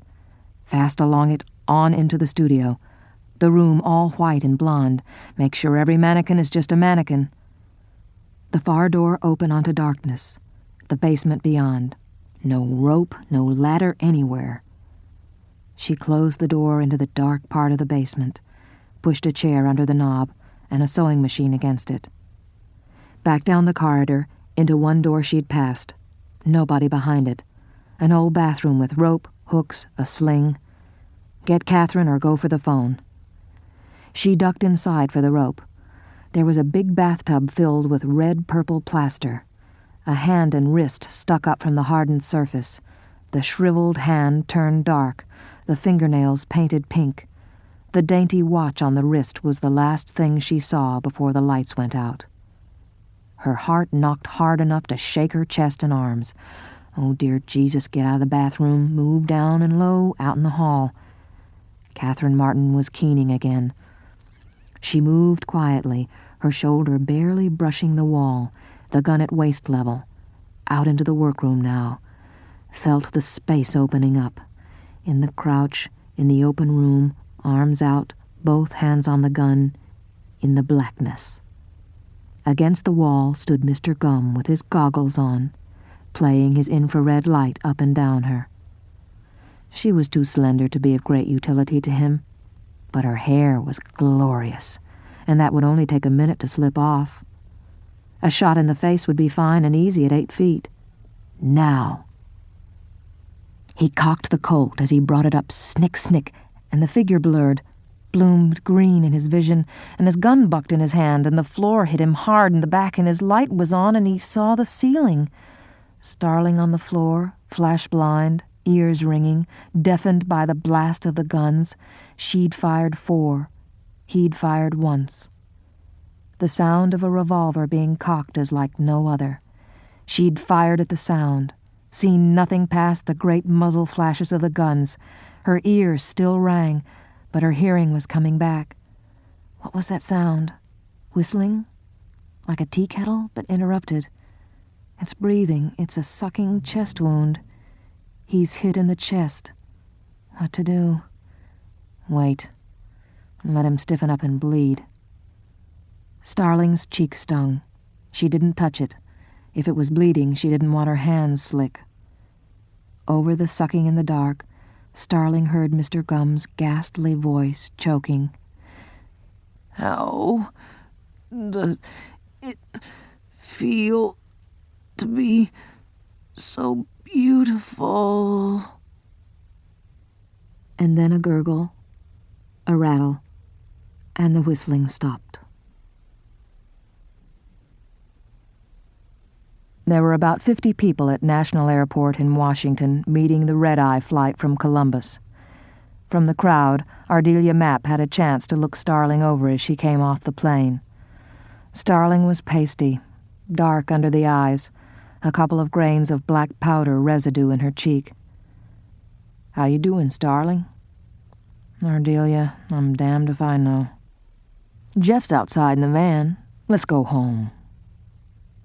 Starling rode with her eyes closed until Mapp nudged her and handed over a Coke and a half pint of Jack Daniels.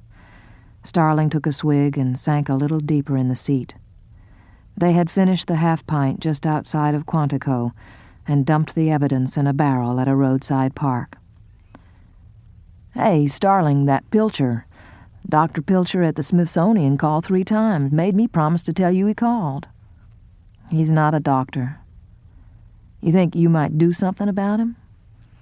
"Maybe. I don't know yet." "He sounds like he's pretty funny. I've about decided funny's the best thing in men. I'm talking about aside from money and your basic manageability." "Yeah, and manners, too. You can't leave that out." "Right. Give me a son of a bitch with some manners every time." Starling went like a zombie from the van to the bed. Mapp woke some time before daylight. Starling was not in her bed. Both their laundry bags were gone. Map found Starling in the warm laundry room, dozing against the slow rump-rump of a washing machine.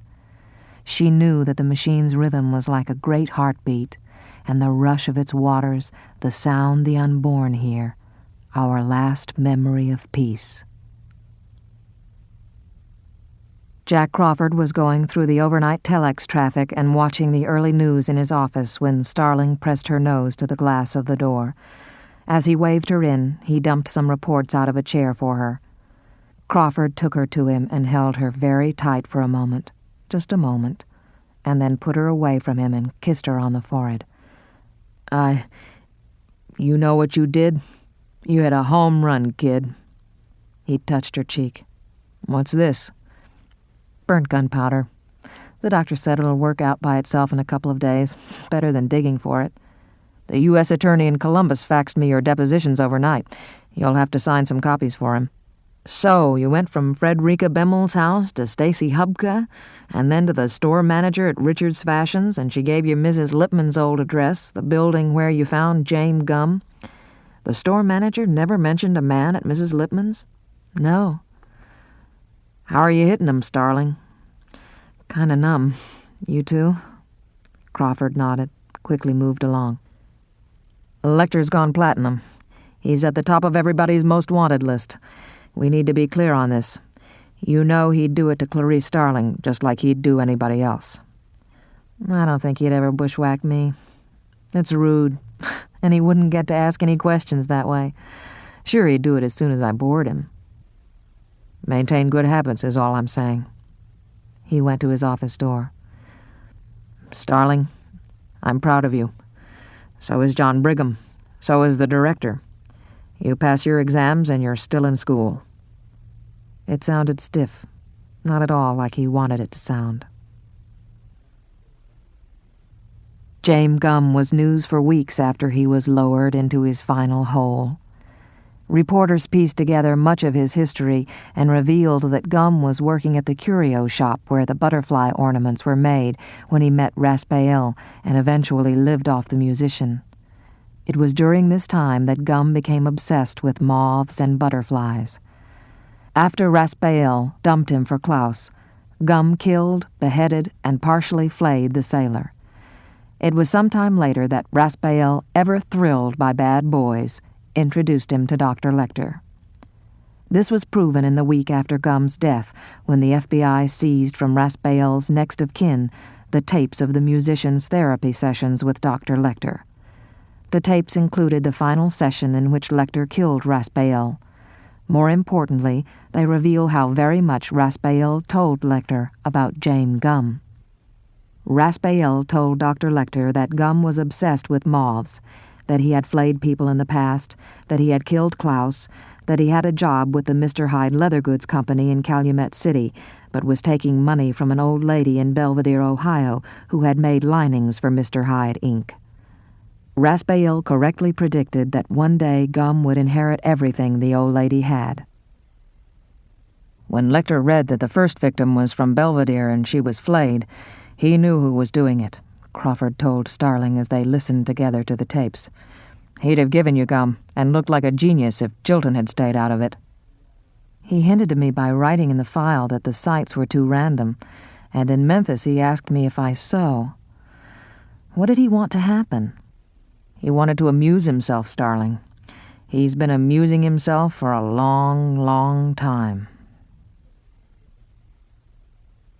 Ardelia Mapp was a great tutor. She could spot a test question in a lecture further than a leopard can see a limp. It was Sunday morning, and the two women had been on the books for several days. "So, Starling, what did Pilcher say on the phone?" "He and his sister have this place on the Chesapeake. Next weekend he wants us to go." "Yeah, and?" "He did this nice scenario, no hassles, bundle up and walk on the beach, come in and there's a fire going, dogs jump all over you with their big sandy paws. Idyllic. Big sandy paws. Go on." I said, "Yes, thank you very much." "Good. Eat some crabs, grab Pilcher, and go wild."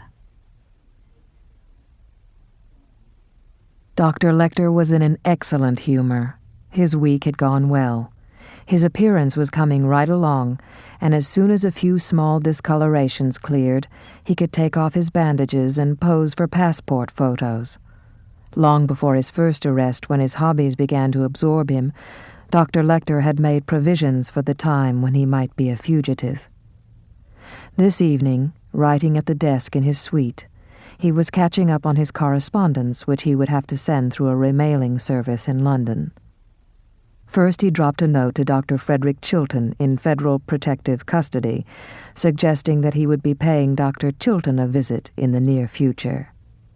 After this visit, he wrote, it would make sense for the hospital to tattoo feeding instructions on Chilton's forehead to save paperwork. Next, as he poured himself a glass of the excellent Batard Montrachet wine, he addressed Clarice Starling. Well, Clarice, have the lambs stopped screaming? You owe me a piece of information, you know, and that's what I'd like. An ad in the national edition of the Times and in the International Herald Tribune on the 1st of any month will be fine. Better put it in the China mail as well. I won't be surprised if the answer is yes and no. The lambs will stop for now. But, Clarice, you judge yourself with all the mercy of the dungeon scales at Thrieve. You'll have to earn it again and again, the blessed silence. Because it's the plight that drives you, seeing the plight, and the plight will not end, ever. I have no plans to call on you, Clarice, the world being more interesting with you in it. Be sure you extend me the same courtesy. Dr. Lecter touched his pen to his lips. He looked out at the night sky and smiled. I have windows. Orion is above the horizon now, and near it Jupiter, brighter than it will ever be again before the year 2000. I expect you can see it too. Some of our stars are the same, Clarice.